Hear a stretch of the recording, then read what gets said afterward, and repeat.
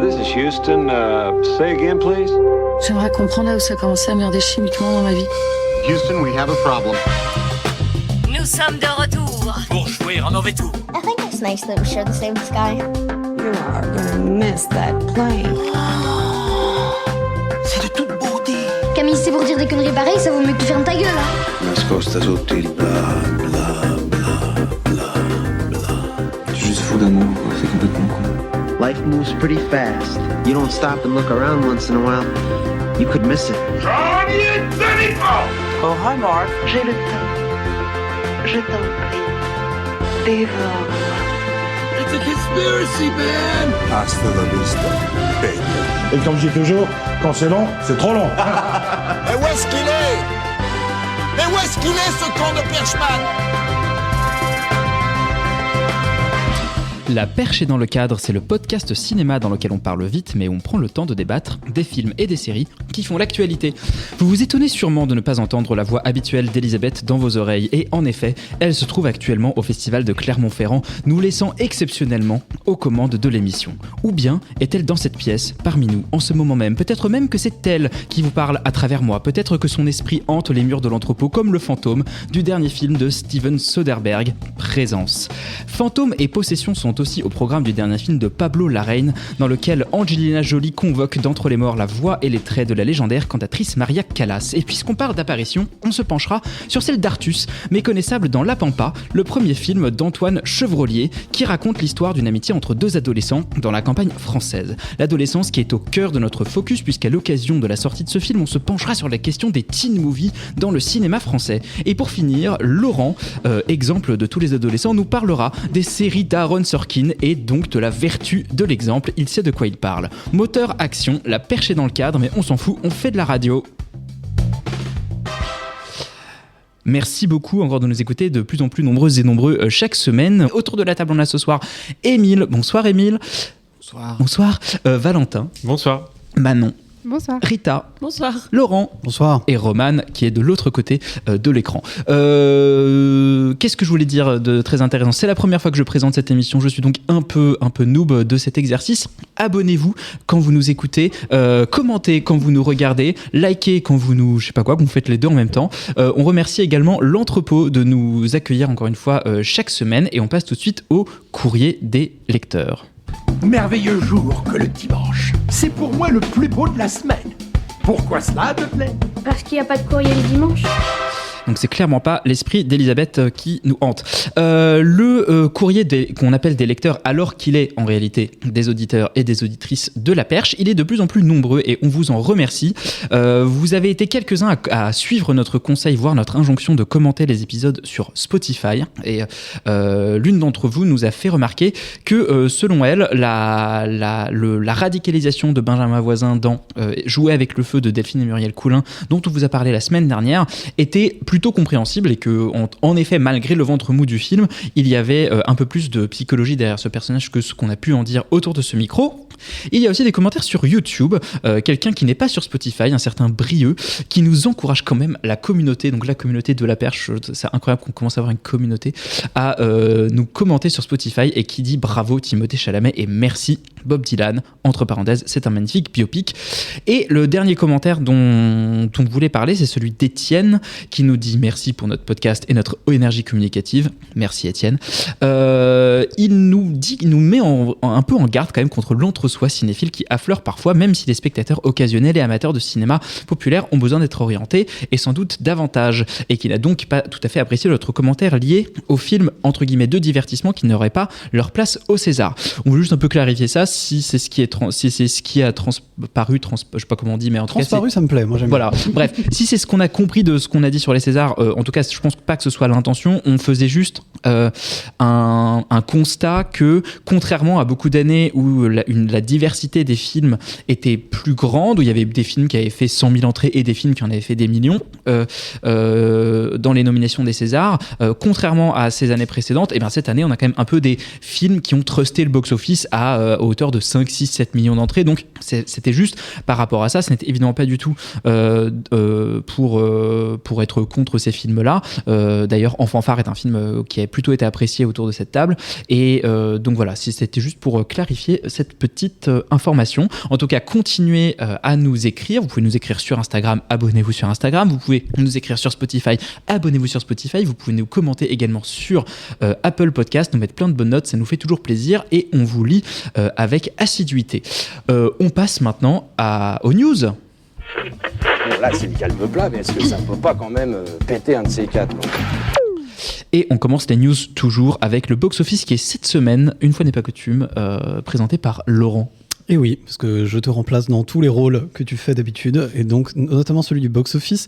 Il commence par une nouvelle entrée. C'est laborieux là aujourd'hui, c'est un peu pénible. Oui, écoutez, vous allez faire avec.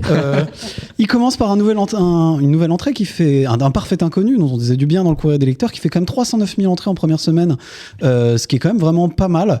Il est suivi d'assez loin maintenant, quand même, par un film qui truste le box-office depuis des semaines, Mufasa.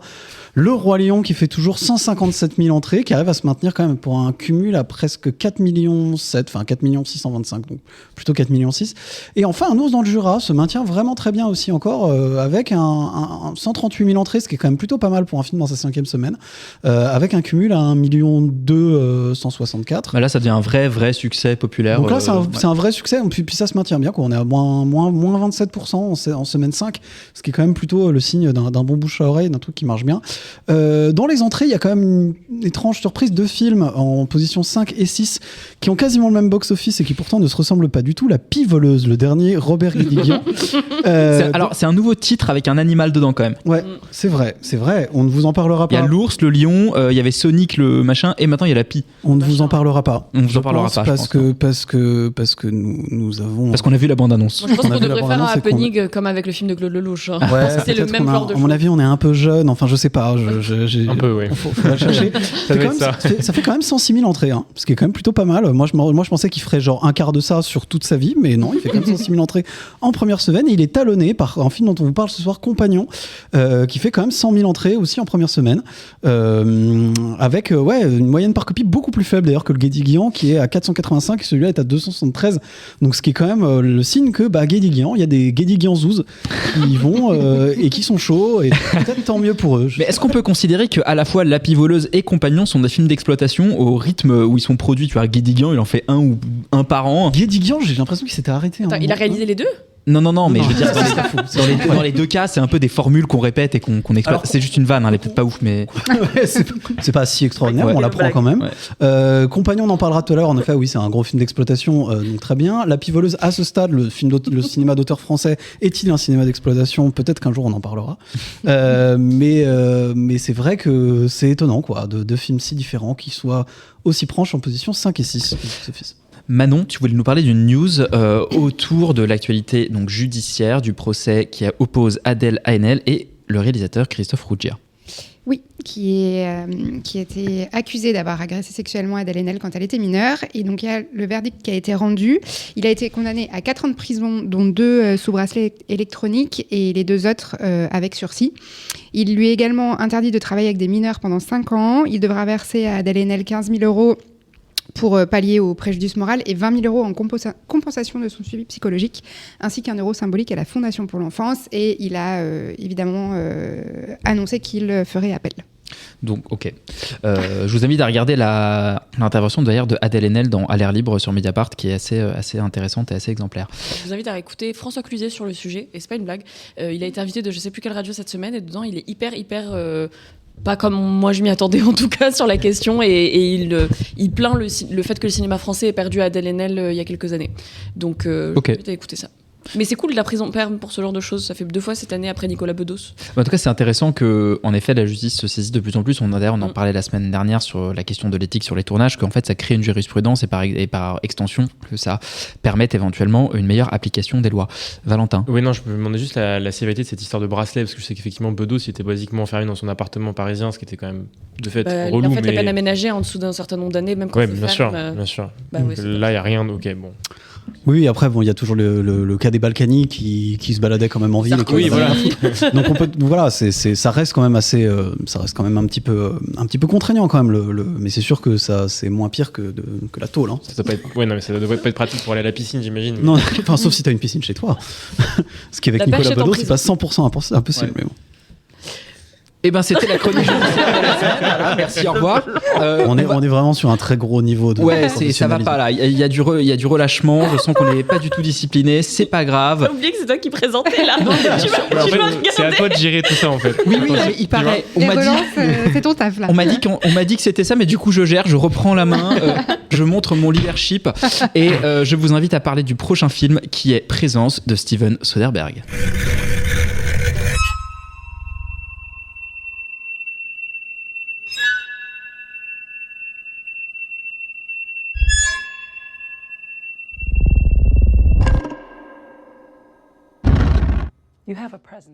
Dans Présence, Steven Soderbergh s'attache au genre de la maison hantée et d'un point de vue assez particulier puisqu'il épouse le point de vue du fantôme, n'est-ce pas Émile ? Tout à fait, Yuri. Qu'est-ce que Donc, dis-moi plus sur scénario sur très cette classique présence. a priori, puisqu'on a donc une famille, les 2 parents et les 2 enfants qui s'installent, ça c'est le début du film, après avoir eu un coup de cœur pour cette grande maison de 2 étages. Donc ils s'installent et ils vont assez rapidement, surtout la fille, s'apercevoir qu'il y a une sorte de présence qui rôde autour de la maison et qui les suit de pièce en pièce. Est-ce que tu peux peut-être nous rappeler qui est Steven Soderbergh et pourquoi on en fait tout un pataquès ? L'intérêt du film, c'est pour 2 raisons. C'est d'abord parce que c'est un film de Steven Soderbergh, alors qui, à mon sens, est vraiment la tête chercheuse du cinéma indépendant américain, qui est autant capable de réaliser d'énormes blockbusters que tout le monde a vu, comme la saga des Ocean's 11, ou de faire des objets qui tourne souvent tout seul à l'iPhone. Je pense qu'on a tous vu ces photos de tournage sur High Flying Bird, par exemple, où il est tout seul avec un iPhone. Ouais. Vraiment tout seul, il fait tout, il fait le son, il fait lui-même le montage, d'ailleurs, en utilisant des pseudos. Il est son propre chef opérateur avec un autre pseudo. Je pense qu'il est un petit peu schizo aussi. Et surtout, là, c'est son grand retour en salle depuis 2018, parce qu'il avait un contrat avec Netflix. Et donc, c'est la première fois et HBO, je crois qu'il a fait pas mal il a fait aussi 3 films pour HBO, donc c'est la première fois qu'il sort en salle. Alors là, c'est plus l'iPhone, il a utilisé un Sony A9 III qui coûte 6 000 €, ce qui peut paraître beaucoup pour une caméra, mais comparé à une Arri Alexa, je regardais avant l'émission, c'est 97 000 €. C'est une vraie caméra de cinéma, donc, plein il a format, quand même, coûte voilà. 100 000 €, alors que ça, c'est un très bon appareil photo. Vous pourriez en fait trouver la même caméra chez Darty ou à la Fnac, en fait. Et je trouve que c'est vraiment ce qui fait l'intérêt du film, c'est qu'il trouve une manière hyper astucieuse de faire récit, de dérouler de manière vraiment étonnante, je trouve, son histoire. Il malmène son spectateur, c'est-à-dire qu'on a ces espèces de plans séquences qui sont... Il y a 33 plans séquences qui font le film. Tu les as comptés à la main ? Je les ai comptés... la présence à côté de moi, les a comptés à voix haute. Et en fait, je trouve que la présence, elle s'appelle Wikipédia, non IMDb, peut-être. En fait, je trouve que Soderbergh, il est jamais meilleur que quand il explore les dynamiques intrafamiliales dans le film. C'est vraiment la partie qui m'a le plus plu. Quand il interroge notamment la notion de bienveillance au sein d'une famille, que tour à tour, on change d'avis sur les membres de la famille. C'est ça qui m'a le plus plu. Et puis aussi son côté un petit peu contrebandier, c'est-à-dire que il a quand même, je pense, beaucoup de choses à dire sur l'état du monde, beaucoup de choses à dire sur l'état du cinéma. C'est, à mon sens, un théoricien du cinéma passionnant. Et pour autant, c'est pas un film théorique du tout. C'est un film dans lequel on s'amuse beaucoup. La salle arrêtait pas de sursauter, d'être étonnée par ce qu'on voyait.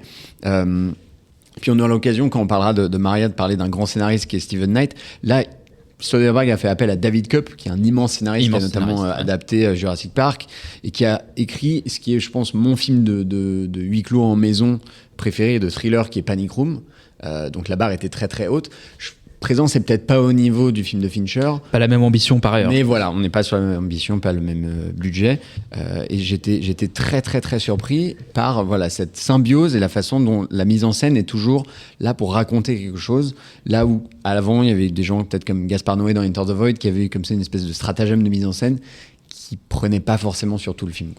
Et donc c'est un film de fantôme, c'est un film donc qui est censé faire un peu peur. Valentin, est-ce qu'on a peur quand on voit ce film ? Ouais, alors oui, en fait pas mal. C'est-à-dire que c'est un peu le point, je trouve, du film qui est intéressant, c'est que présenté comme il l'a été, comme il l'est, on pourrait se dire que c'est un film de dispositif qui va effectivement avoir beaucoup de ressorts théoriques. En fait, pas tant, et je trouve même que dans le fond, il y a pas mal d'incohérences au moment où on disrupte ce dispositif-là. C'est-à-dire qu'on est censé avoir une présence qui est censée suivre certains enjeux concernant les personnages, et on sent que parfois, en fait, on arrive à capter des conversations qu'on ne devrait pas capter parce qu'en fait, cette présence ne devrait pas s'y intéresser. Parfois, il y a un personnage qui sort sur la terrasse, qui ferme la porte derrière lui. On a quand même du son très propre qui rentre. Donc en fait, tu as toute cette question du point de vue qui est quand même très particulière où il va pas, j'ai l'impression, au bout de la démarche et il se sert plutôt de ça pour créer des effets, pour construire effectivement cette espèce de famille asymétrique où de manière étrange on va épouser le point de vue de l'un puis le point de vue de l'autre, en tout cas les affects de l'un puis les affects de l'autre, notamment du père et de la fille,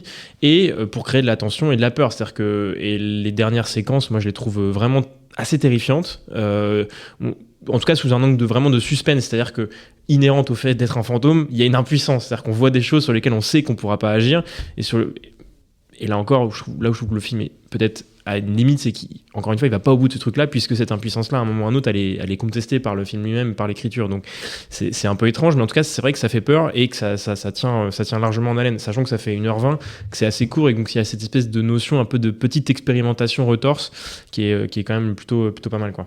Laurent, je crois savoir que tu as également aimé cette présence. Oui, ça va pas être un débat très animé parce que je pense qu'on est tous à peu près d'accord. Alors j'avoue que je suis quand même très étonné et j'aimerais regretter l'absence de Félix à cette table, je crois qu'il est un peu plus mitigé sur le film, notamment sur justement sur le principe du dispositif. Enfin, je ne veux pas parler à sa place, mais en tout cas sur ce qui nous a été vendu et ce que le film est réellement. Mais du coup, voilà, pardon. Alors moi, je sais pas, j'avoue, moi je débarquais dans le film complètement vierge. Toi, tu t'en fous en fait des films. Toi, tu sais pas ce que tu vas voir. On te dit va voir ça, tu vas le voir. Bien sûr, moi je suis une espèce de mercenaire du cinéma globalement. Comme vous l'avez compris, j'aime pas ça, donc voilà. Je vais voir Présence, et c'est vrai que je savais pas trop à quoi j'allais tomber. J'ai vu Soderbergh et je trouvais ça intriguant. Moi, en fait, je suis assez impressionné par la manière qu'il a de réussir à faire un film vraiment proprement hybride. C'est-à-dire que c'est pas un truc qu'on arrive à voir souvent, contrairement à ce que beaucoup de gens se réclament de faire des films hybrides, alors qu'en fait, ils ne le sont pas. Celui-là l'est réellement. C'est-à-dire que c'est un film d'horreur, pour de vrai, du point de vue du fantôme, ce qui est quand même assez inattendu, dont l'horreur d'ailleurs ne vient pas forcément de ce dont on imagine. C'est aussi un vrai film social et un vrai drame familial, en fait. C'est là où je suis d'accord avec toi, je pense que c'est là où il est le plus fort. Il y a des moments où on a dans les dynamiques intrafamiliales entre les personnages quelque chose qui est assez dur et qui sonne vraiment vrai, et en même temps c'est aussi une espèce je sais pas comment dire, de teen movie un peu à l'envers, enfin un truc un peu étrange quand même, avec beaucoup de choses qui se mélangent et qui font que ça rend un objet vraiment intéressant. Alors, avec un rythme quand même très lent, même si c'est court, c'est vrai qu'on sent, je trouve, quand même le temps qui passe, même si à chaque fois, on arrive toujours à nous ramener à un truc intéressant qui fait qu'on arrive à suivre le film, ce qui est quand même agréable. On sent vraiment que derrière, il y a un type qui maîtrise vraiment ce qu'il fait, et c'est pas si souvent. Et donc c'est agréable, en plus d'être bien joué, bien fait, avec en effet un dispositif qui, comme tous les dispositifs en fait un peu créatifs comme ça, sont vite casse-gueule. Moi je trouve quand même très réussi, parce que très expressif sur ce qu'il essaye de faire, et je trouve assez touchant. En réalité, donc non, moi je vois pas trop, je sais pas trop quelle est la promesse qu'on a vendue à Félix. Mais en tout cas, moi, ça m'a marché sur moi vraiment. Alors, je voudrais juste lancer un avertissement quand même pour les cinéastes en herbe qui nous écoutent. Essayez pas de refaire ça à la maison, parce que lui, il y arrive parce que c'est Soderbergh et qu'il a Lucy Liu. En fait. Et il y a une adéquation, facile, mais pour qu'il y a une vraie adéquation entre les moyens qui sont déployés et le propos qu'il veut tenir. C'est pas juste un truc de gimmick. C'est pas un. Non, puis bon, il a quand même des moyens. Ce serait difficile de le tourner. C'est un tout petit film, c'est quelques millions. Oui, non, mais d'accord, mais moi j'ai pas quelques millions pour tourner un truc à la maison quand même. Donc voilà, c'est pas non plus un truc qu'on peut faire à l'arrache avec un iPhone. Tu as rappelé qu'il y a Lucy Liu au casting, ce qui fait très plaisir parce que ça fait longtemps qu'on ne l'avait pas vu au cinéma. Valentin. Ouais, ce que je veux dire, c'est qu'en fait, je pense qu'effectivement sur la question de la promesse, et j'anticipe effectivement les arguments de Félix, probablement, peut-être que je lui fais un procès d'intention, mais il est notre présence. Je pense que lui aussi flotte dans la salle. Le connaissant, je pense que je peux voir un peu ce qu'il peut reprocher au film, c'est-à-dire qu'effectivement, il va pas au bout de son dispositif théorique et il le brise régulièrement pour des questions de scénario en fait. Et en fait, je comprends ça. Le fait est que le film est beaucoup plus proche d'un Virgin Suicide que d'un Paranormal Activity, si on va par là. Et donc si à partir de ça, on vous a vendu un film d'horreur avec un truc un retard et un point de vue décalé qui crée de la tension. En fait, la tension, comme l'a dit Laurent, vient pas en fait du point de vue à proprement proprement parler. C'est-à-dire que ça décentre le récit, c'est une manière de le raconter de manière étrange, parce que t'es à la fois en proximité et à la fois toujours un peu loin des enjeux des personnages, et c'est très très paradoxal. Mais lui, il s'en sert vraiment presque parfois comme une manière de créer des cadrages, c'est-à-dire il se rapproche, il s'éloigne. Enfin, la caméra qui flotte comme ça, qui passe de pièce en pièce. Et Émile l'a dit, c'est aussi l'action du plan séquence, donc de laisser durer ou non des séquences. Il y a beaucoup d'ellipses en fait, donc il utilise vraiment ce truc du point de vue du fantôme, pas pour créer en fait l'horreur, mais pour créer en fait des ruptures de récit et des ruptures de ton. Donc c'est pour ça que ça peut être potentiellement déceptif. Après, est-ce qu'encore une fois, ça en fait pas un film, ça en fait pas au moins un bon thriller? Moi, je suis pas d'accord. Je trouve que c'est vraiment un bon thriller, et que par ailleurs, effectivement, sur l'écriture des personnages et du drame familial qui se joue, ça dit des vrais trucs, même si ça clignote un peu parfois. Typiquement, à la fin, il y a un peu plus d'explications. Sur la fin, on parle des opioïdes. On sent qu'il a envie de s'emparer de ce gros sujet de société américain et de faire quelques références comme ça. Et donc, il se rapproche à des trucs en disant les gens pourraient se dire ah oui, mais c'est de ça qu'il parle. Ouais, mais c'est pas lourd. Mais c'est pas lourd. Il c'est l'évoque, il aurait pu ne pas le faire. On aurait pu aussi tout à fait, de manière abstraite y penser. Mais dans l'ensemble, c'est quand même un drame qui est un drame intime. Et ça, c'est assez réussi en fait. Cet équilibre entre les deux, il est quand même effectivement casse-gueule, sachant à l'aune de la carrière récente de Soderbergh qui est quand même en partie catastrophique. Moi je me souviens de Kimi par exemple, dont on avait parlé, et de Magic Mike 3. Magic Mike Last Dance, qui étaient quand même des films très très compliqués. Et Kimi, c'était typiquement l'inverse, c'est-à-dire une idée, un high concept qui est pas du tout cherché, qui est pas du tout bien creusé, avec des acteurs à côté de la plaque et un scénario pas écrit. Là en fait on n'a pas du tout ça, c'est vraiment l'inverse en fait. Moi j'ai du bol, je vois ces bons films manifestement. Et ben on a alors l'occasion de parler d'un de ses prochains films très vite. Oui c'est vrai, le prochain il sort dans 2 mois je crois. Non, en mars, il sort en mars. Ah, okay. Et ça s'appelle Black Bag et c'est une comédie d'espionnage et d'action. Voilà, et visiblement la bande, alors on n'a que la bande annonce pour l'instant, ça n'a absolument rien à voir, mais en tout cas on pourra savoir si Présence était une erreur de parcours peut-être dans la filmographie récente de Soderbergh, ou si ça confirme son grand retour en forme. Après la confirmation d'un cinéaste qui n'a plus rien à prouver, on passe au premier film d'un cinéaste qui avait fait ses preuves à la télévision, qui passe au cinéma. C'est Antoine Chevrollier avec La Pampa.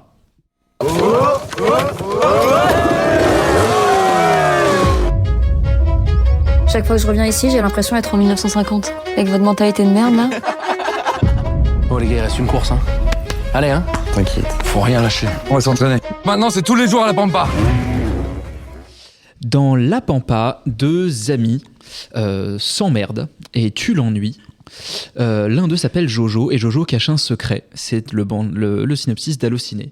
Et ce secret va être révélé et va avoir des conséquences dramatiques. Tintin. Romane. Oh là là. Comment est-ce que ça correspond réagir au film? Ouais, complètement. T'as peut-être oublié que Jojo fait du motocross et que c'est une arène qui est assez présente quand même dans le film. Voilà. Je peux pas dire grand-chose de plus pour le pitch. Moi, c'est un film que j'ai découvert à Cannes l'année dernière et qui faisait déjà partie de mes coups de cœur du festival, et en fait je l'ai pas revu depuis. J'aimerais bien y retourner parce que justement c'est un film qui m'est resté en tête et que j'ai trouvé assez marquant et vraiment qui m'a plu, qui m'a enthousiasmé, notamment parce que je trouve que il m'a vraiment touché pour l'ambition du film, l'atmosphère qu'il dépeint et son romanesque. Je reviendrai dessus par rapport notamment à la mise en scène que je trouve assez géniale, surtout que c'est un film qui a été fait avec un relativement petit budget. C'est un premier film français classique, petit budget, avec peu de stars à l'affiche. Exactement. À part peut-être Artus, mais en fait même son Artus film n'était pas sorti, donc voilà. Ouais. Ça se goupille bien. Et en fait, je trouve que ça raconte énormément de choses. Donc voilà, comme je disais, déjà l'univers m'a plu, mais en plus par rapport à l'histoire, on en parlait par rapport au motocross, c'est une arène très masculine, très virile, et en fait c'est vraiment des personnages qui sont entourés complètement de ça. Et c'est comment est-ce que finalement l'amitié fait un peu rempart à tout ça, comment est-ce qu'ils essayent de déconstruire presque inconsciemment cette chose-là.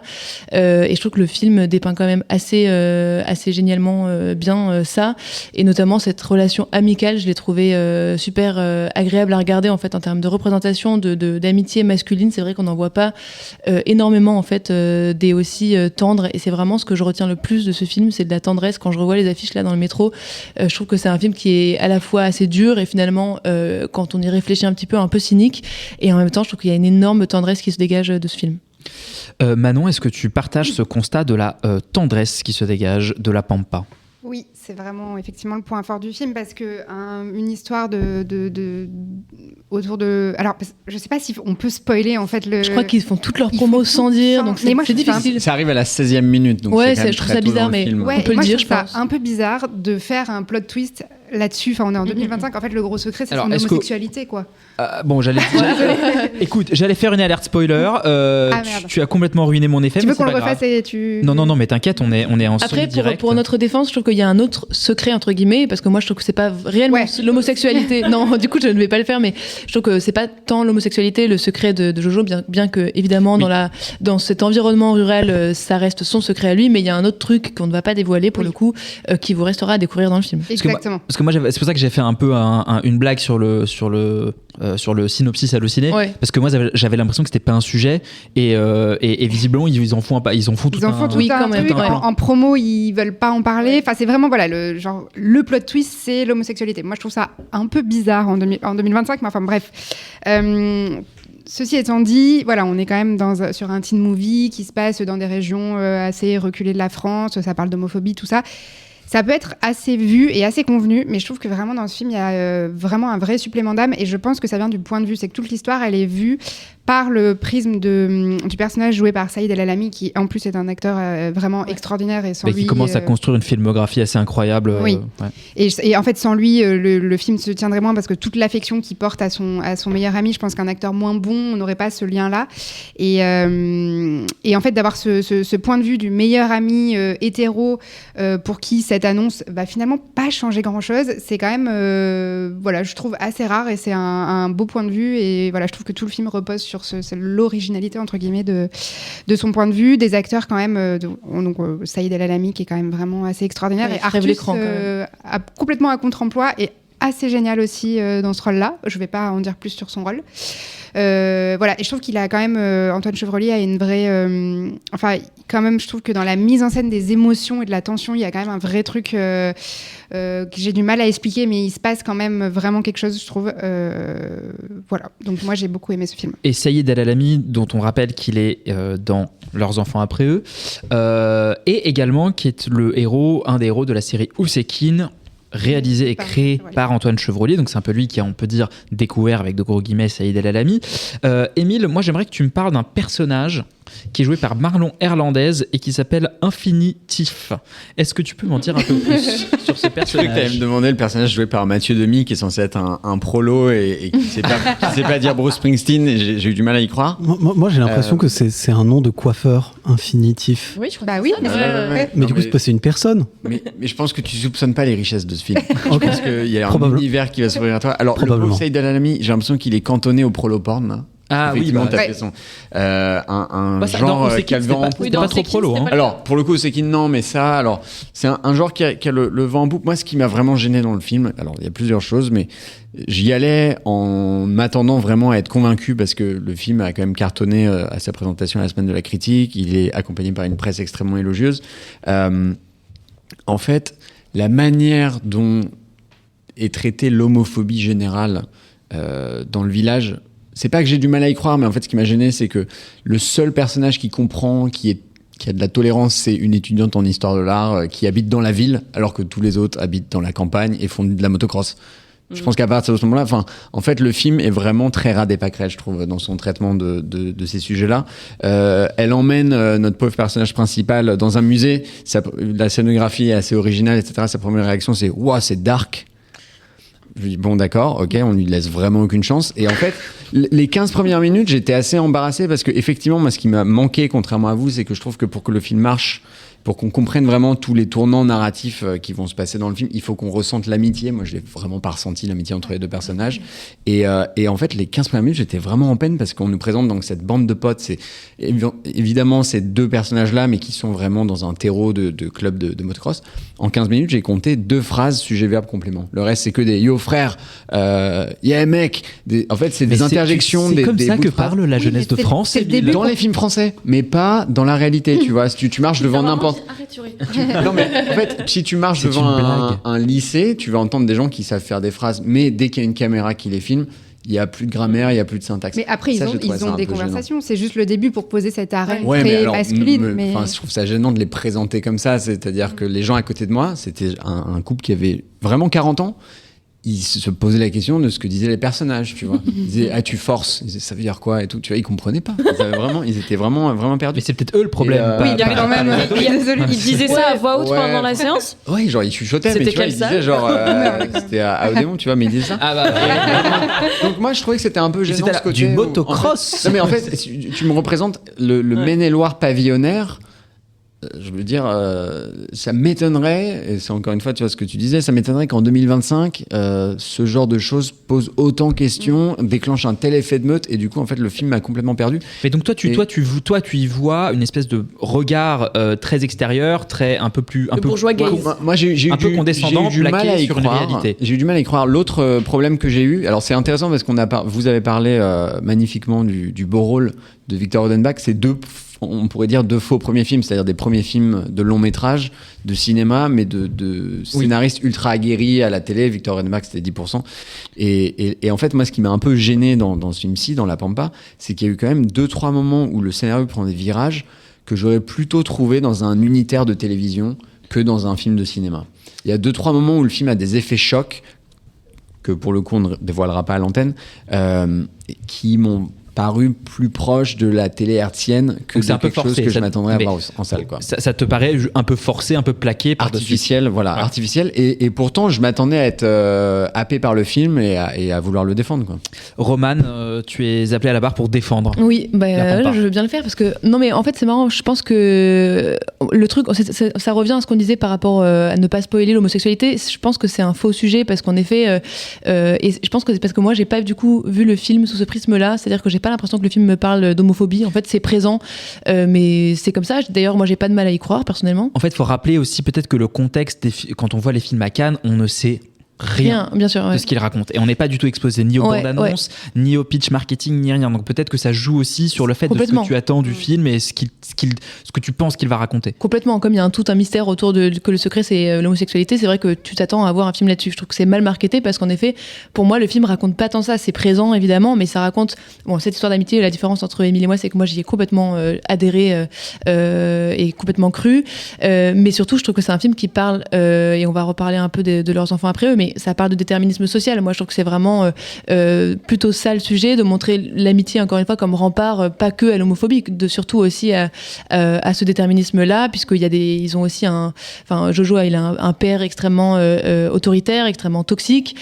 Donc, ça raconte ça. Moi, je trouve qu'il réussit, par ailleurs, tout ce que ratent pour moi leurs enfants après eux, puisqu'il raconte ça de manière, je trouve, beaucoup plus pertinente et au contraire, beaucoup plus loin des clichés. C'est-à-dire que il va montrer l'ennui avec une telle vivacité, c'est-à-dire que c'est une représentation de la jeunesse où tu vois des jeunes qui mettent toute leur énergie pour ne pas s'ennuyer, pour casser cette espèce de cercle vicieux. Et pour autant, c'est pour ça que je disais que le film a cette ambivalence-là, c'est qu'à la fois, je trouve qu'il est extrêmement dynamique, joyeux, on retient cette tendresse-là, et en même temps, ce qui est profondément tragique, c'est que tu sais très bien que ces personnages-là ne vont pas s'en sortir, en tout cas vont rester coincés dans ce déterminisme social.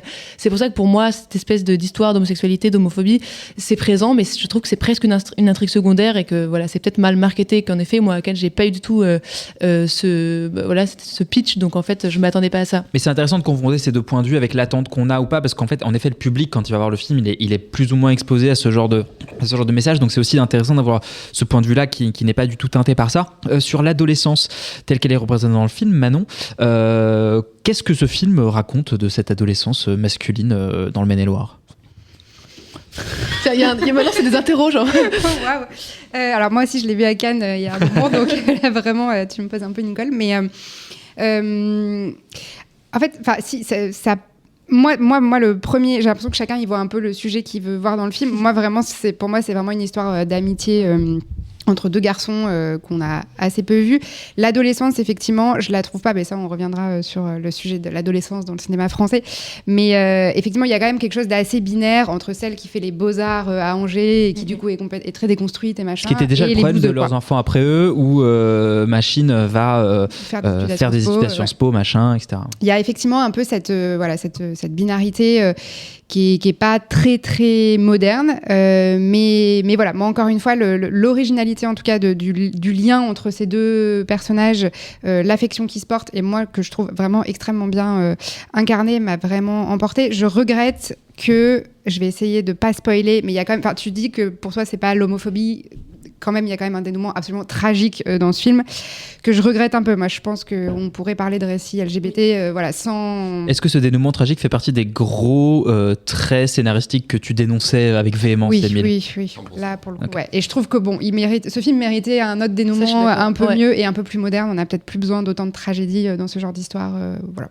Roman ? Ouais, peut-être juste dire un mot, parce qu'on parlait un peu de mise en scène tout à l'heure, et tu disais, Manon, que c'est vraiment un film, je pense, qui peut-être se démarque des autres récits similaires par la façon dont il a d'embrasser le point de vue de ses personnages, et notamment du personnage de Saïd El Alami. Et moi, je trouve que il y a quelque chose d'assez fascinant, je trouve, dans la mise en scène d'Antoine Chevrollier sur ce film-là, c'est-à-dire qu'il s'applique vraiment à retranscrire les émotions de ses personnages de manière hyper véridique, et pour autant, c'est quelqu'un qui rejette, en tout cas, j'ai l'impression dans sa mise en scène, assez fortement le naturalisme, parce que il a pas du tout envie de prendre sa caméra, de faire de la caméra épaule et de faire des plans rapprochés pour dire voilà les émotions de mes personnages. Ouais, au contraire, il y a vraiment un souci de mise en scène, c'est-à-dire et tu parlais d'artificialité, Émile, je trouve que c'est là-dedans moi qu'elle se niche, mais de manière hyper positive, c'est que il va essayer de prendre tout ce qui est artificiel dans le cinéma et vraiment de travailler une esthétique et de travailler la forme pour arriver à une forme de vérité. Et ça, je trouve que c'est quelque chose qui est assez rare peut-être quand même aussi dans les films de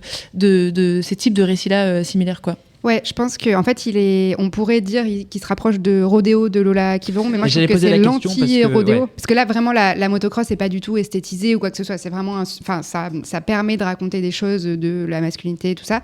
Moi, je le rapprocherais vachement plus de 20 dieux, non pas parce que ça parle de la ruralité et d'une certaine France, mais je trouve pour la profondeur des relations, je trouve, entre les personnages, moi, m'a un peu rappelé 20 dieux. C'est de la même société de production, d'ailleurs. Ah, ok, pas très étonnant.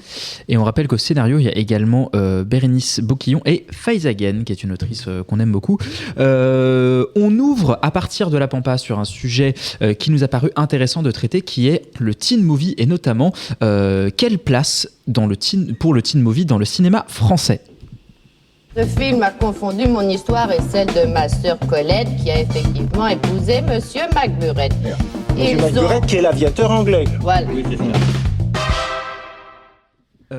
Toujours meilleur jingle, je trouve. Donc, La Pampa est un film qui traite de l'adolescence, et ça nous a fait nous poser la question sur le teen movie, un genre qu'on peut assez facilement définir aux US, et quand on y a réfléchi, on a un peu plus de mal à le prendre en compte dans le cinéma français, alors qu'on regorge de films justement qui ont pour héros des adolescents et qui ont pour thématique en théorie l'adolescence. Et du coup, on a décidé de se dire mais comment cela se fait ? Et on va peut-être un peu commencer par un rappel de qu'est-ce que c'est qu'un teen movie et comment est-ce qu'on peut le définir et quel est un peu son historique. Docteur Laurent. Eh ben, écoutez, je prends la place d'Alban ce soir pour faire l'historique, mais en fait c'est un genre, comme tu l'as dit, plutôt américain. On peut les séparer globalement en deux catégories très larges, et qui va être un enjeu de débat, je pense, sur ce soir. C'est les films sur les adolescents et les films pour les adolescents, qui sont pas toujours les mêmes. Ils se rencontrent pas toujours, ouais. C'est un vrai enjeu de définition sur ce que c'est qu'un teen movie, mais dans l'ensemble, en fait, on peut considérer que les deux peuvent en être. Et donc, c'est pour ça qu'on peut faire remonter, en fait, de ce point de vue-là, les films pour adolescents depuis très longtemps. Il y en a à peu près depuis la création du cinéma. Les deux premiers, moi, que j'ai trouvés, sont des films muets avec Mary Pickford, Hearts Adrift en 1914, qui est un film aujourd'hui perdu, et Rebecca of the Sunnybrook Farm, qui est sorti en 1918, Le Petit Démon en français. Film tout à fait à l'ancienne. En fait, et tout au long de l'histoire du cinéma aux US, il y en a plus ou moins des films, des teen movies. On peut citer par exemple Le Magicien d'Oz en 1939, qui met en scène une adolescente, ou alors même par exemple l'adaptation du Livre de la Jungle en 1942, on peut considérer comme un teen movie, quoi. Mais ce qui est fou aussi, c'est, je voyais Yuri faire des yeux sur Le Magicien d'Oz, c'est aussi que l'adolescence en tant que concept, c'est très récent. Et donc en fait, quand tu regardes Le Magicien d'Oz, à l'époque, ils voyaient ça comme un film sur les enfants. Sur les enfants, oui, bien sûr. Ouais. Ce qui est, mais c'est assez dingue de les redécouvrir aujourd'hui. Mais en fait, techniquement, théoriquement, on peut considérer que c'est un film sur des adolescents, quoi, en tout cas. Et en réalité, le vrai genre du teen movie moderne, il commence par La Fureur de vivre, surtout de Nicolas Ray en 1955 avec James Dean. C'est vraiment le film qui lance qui est un film un peu fondateur de ce genre, même s'il est un peu plus sérieux que beaucoup de teen movies qui vont suivre, qui seront en fait surtout des films de rock, avec les stars du rock de l'époque, Absolument. comme Bill Haley dans Rock Around the Clock, qui est un film de 56 je crois, ou Elvis Presley dans Jailhouse Rock, qui est 57 ou 58 je sais Parce plus. que le rock, c'était une musique de jeunes. C'était de la musique de jeunes, et donc du coup on mettait des rockers dans des films pour que les jeunes aillent au cinéma, parce que c'est là où ils commencent un peu à avoir de l'argent et à exister en tant que phénomène sociologique, et donc du coup avoir un pouvoir financier certain pour aller au cinéma. Et en fait tous ces films de rock vont peu à peu devenir en fait des films de surf. Donc à partir de la fin des années 50, on commence à avoir des films de surf, et toutes les années 60 en fait on aura des films de surf, notamment avec Gidget, qui est un film de 1959, qui est un peu le pinacle, enfin en tout cas le plus représentatif de ce film de surf, où on voit des gens dévêtus et beaux gosses faire sur des plages aux États-Unis en train de faire du surf. Et ça c'est vraiment très représentatif du teen movie des années 60. Dans les années 70, va y avoir des teen movies un petit peu plus sérieux. On peut penser à American Graffiti, qui est sorti en 1973 de George Lucas, qui est vraiment un des premiers films à capturer en fait ce que c'était que d'être adolescent, en particulier dans les années 50. Bon. Et en fait ce film va surtout se diversifier, et d'un côté va un peu se mélanger, voire créer le genre du slasher en fait, avec des séries de films comme Carrie, Vendredi 13 ou Halloween, qui sont un peu techniquement en fait plus ou moins des teen movies, même si c'est en réalité un genre à part entière qui est vraiment détaché. Et de l'autre côté en fait un genre qui va reprendre en fait tout le teen movie quasiment jusqu'à la fin, qui est la teen sex comedy, qui va arriver à la fin des années 60 avec la firme National Lampoons, qui est une autre boîte de production américaine qui fait des comédies dont on pourrait parler pendant encore des heures, et qui sort surtout Animal House, sorti de John Landis, qui sort en 1978, qui est American College en français. John Landis, dont on va reparler plusieurs fois, je pense, au cours de ce focus. Ouais. American College en français, qui est quand même un titre de merde, et qui va lancer en fait toute une vague de teen movie dans les années 80, qui sont un peu l'âge d'or du genre de ces film movies, avec des films vraiment légendaires. Alors, dans la mouvance, Animal House en fait, comme Revenge of the Nerds, Porky's, qui est un film qui est pas forcément hyper bien vieilli d'ailleurs, Fast and Ridgemont High, qui est où on peut admirer Sean Penn qui a 35 ans, qui fait n'importe quoi, qui joue un stoner sublime, film de 1982 ou 4, je sais plus. On demande des pizzas dans la salle de classe. Bien sûr, tout va bien. Et en fait, il faut surtout citer les grands films de John Hughes, qui est avec le Brad Pack, qui est un peu le maître du genre. Alors, 16 Candles, Ferris Bueller's Day Off, La folle journée de Ferris Bueller en français, le Breakfast Club 87. Et en fait, c'est un peu à cette période où le genre va vraiment se fixer, et on va avoir de plus en plus en fait de films qui parlent d'adolescence, ou de films pour adolescents, de toutes sortes. Il y a des drames indés, des comédies, des films de SF, etc., etc. On peut quand même citer une sorte de revival de la teen sex comedy à la fin des années 90, avec la série des American Pie, tout un tas de spin-offs et tout un tas de films un peu suiveurs. Dans le même genre, on va citer notamment Eurotrip, que je sais tu aimes beaucoup. Qui est un de mes films de chevet, si vous ne l'avez jamais vu. Des tas de teen movies un peu débiles. Hot American Summer. Oui, par exemple, mais alors qui est un peu plus une parodie presque, celui-là, il me semble. Mais également en fait des tas de films qui sont comme des films comme Twilight ou Harry Potter, en fait, qui sont techniquement plus ou moins des films avec des adolescents. En tout cas pour adolescents, qui sont techniquement des teen movies, ou en tout cas qui ont des subplots de teen movies qu'on peut voir pas mal dans Harry Potter notamment. Et en fait aujourd'hui, on sent qu'il y en a encore plein. Mais c'est beaucoup plus nébuleux. C'est plus autant en fait un genre porteur que ça a pu l'être. Et donc en fait, il y en a un peu dans tout ça, mais c'est rarement des grosses productions avec des teen movies très grand public. Ça a été un petit peu remplacé dans les années 2010 par les films young adultes, comme notamment Hunger Games ou Les Divergentes, Labyrinthe, etc. Ça a été un tout petit peu récupéré par les films de super-héros, notamment avec Spider-Man.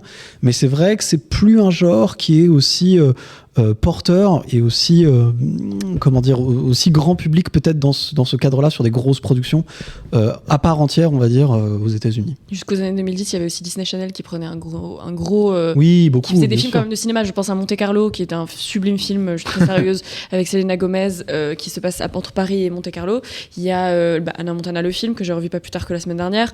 Tout ce canon de cinéma. En fait, tu commences à en avoir plein, et ça devient un peu impossible de tous les dénombrer, quoi. Mais moi, ce qui m'intéresse dans l'historique que tu as fait, c'est à quel point le concept même d'adolescence, par rapport à ce que tu as dit, Rita, c'est un concept qui s'institutionnalise en fait dans les années 50-60. En fait, l'expérience de ce que c'est que d'être un adolescent, elle arrive. Les hormones, en fait. En fait, non, mais elle arrive à ce moment-là. C'est-à-dire qu'avant, on était un enfant, on était un adulte, il n'y avait pas vraiment de. Enfin, les gens se mariaient à 15 ans, quoi.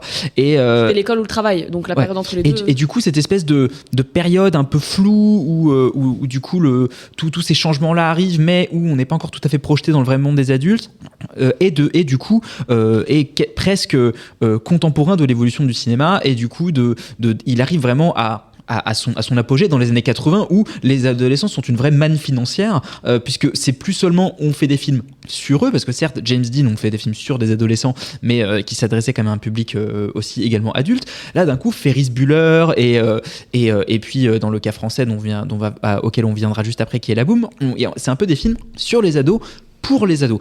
Et donc c'est un peu je pense là la différence où est-ce qu'on place un vrai teen movie, entre guillemets, un teen movie pur jus.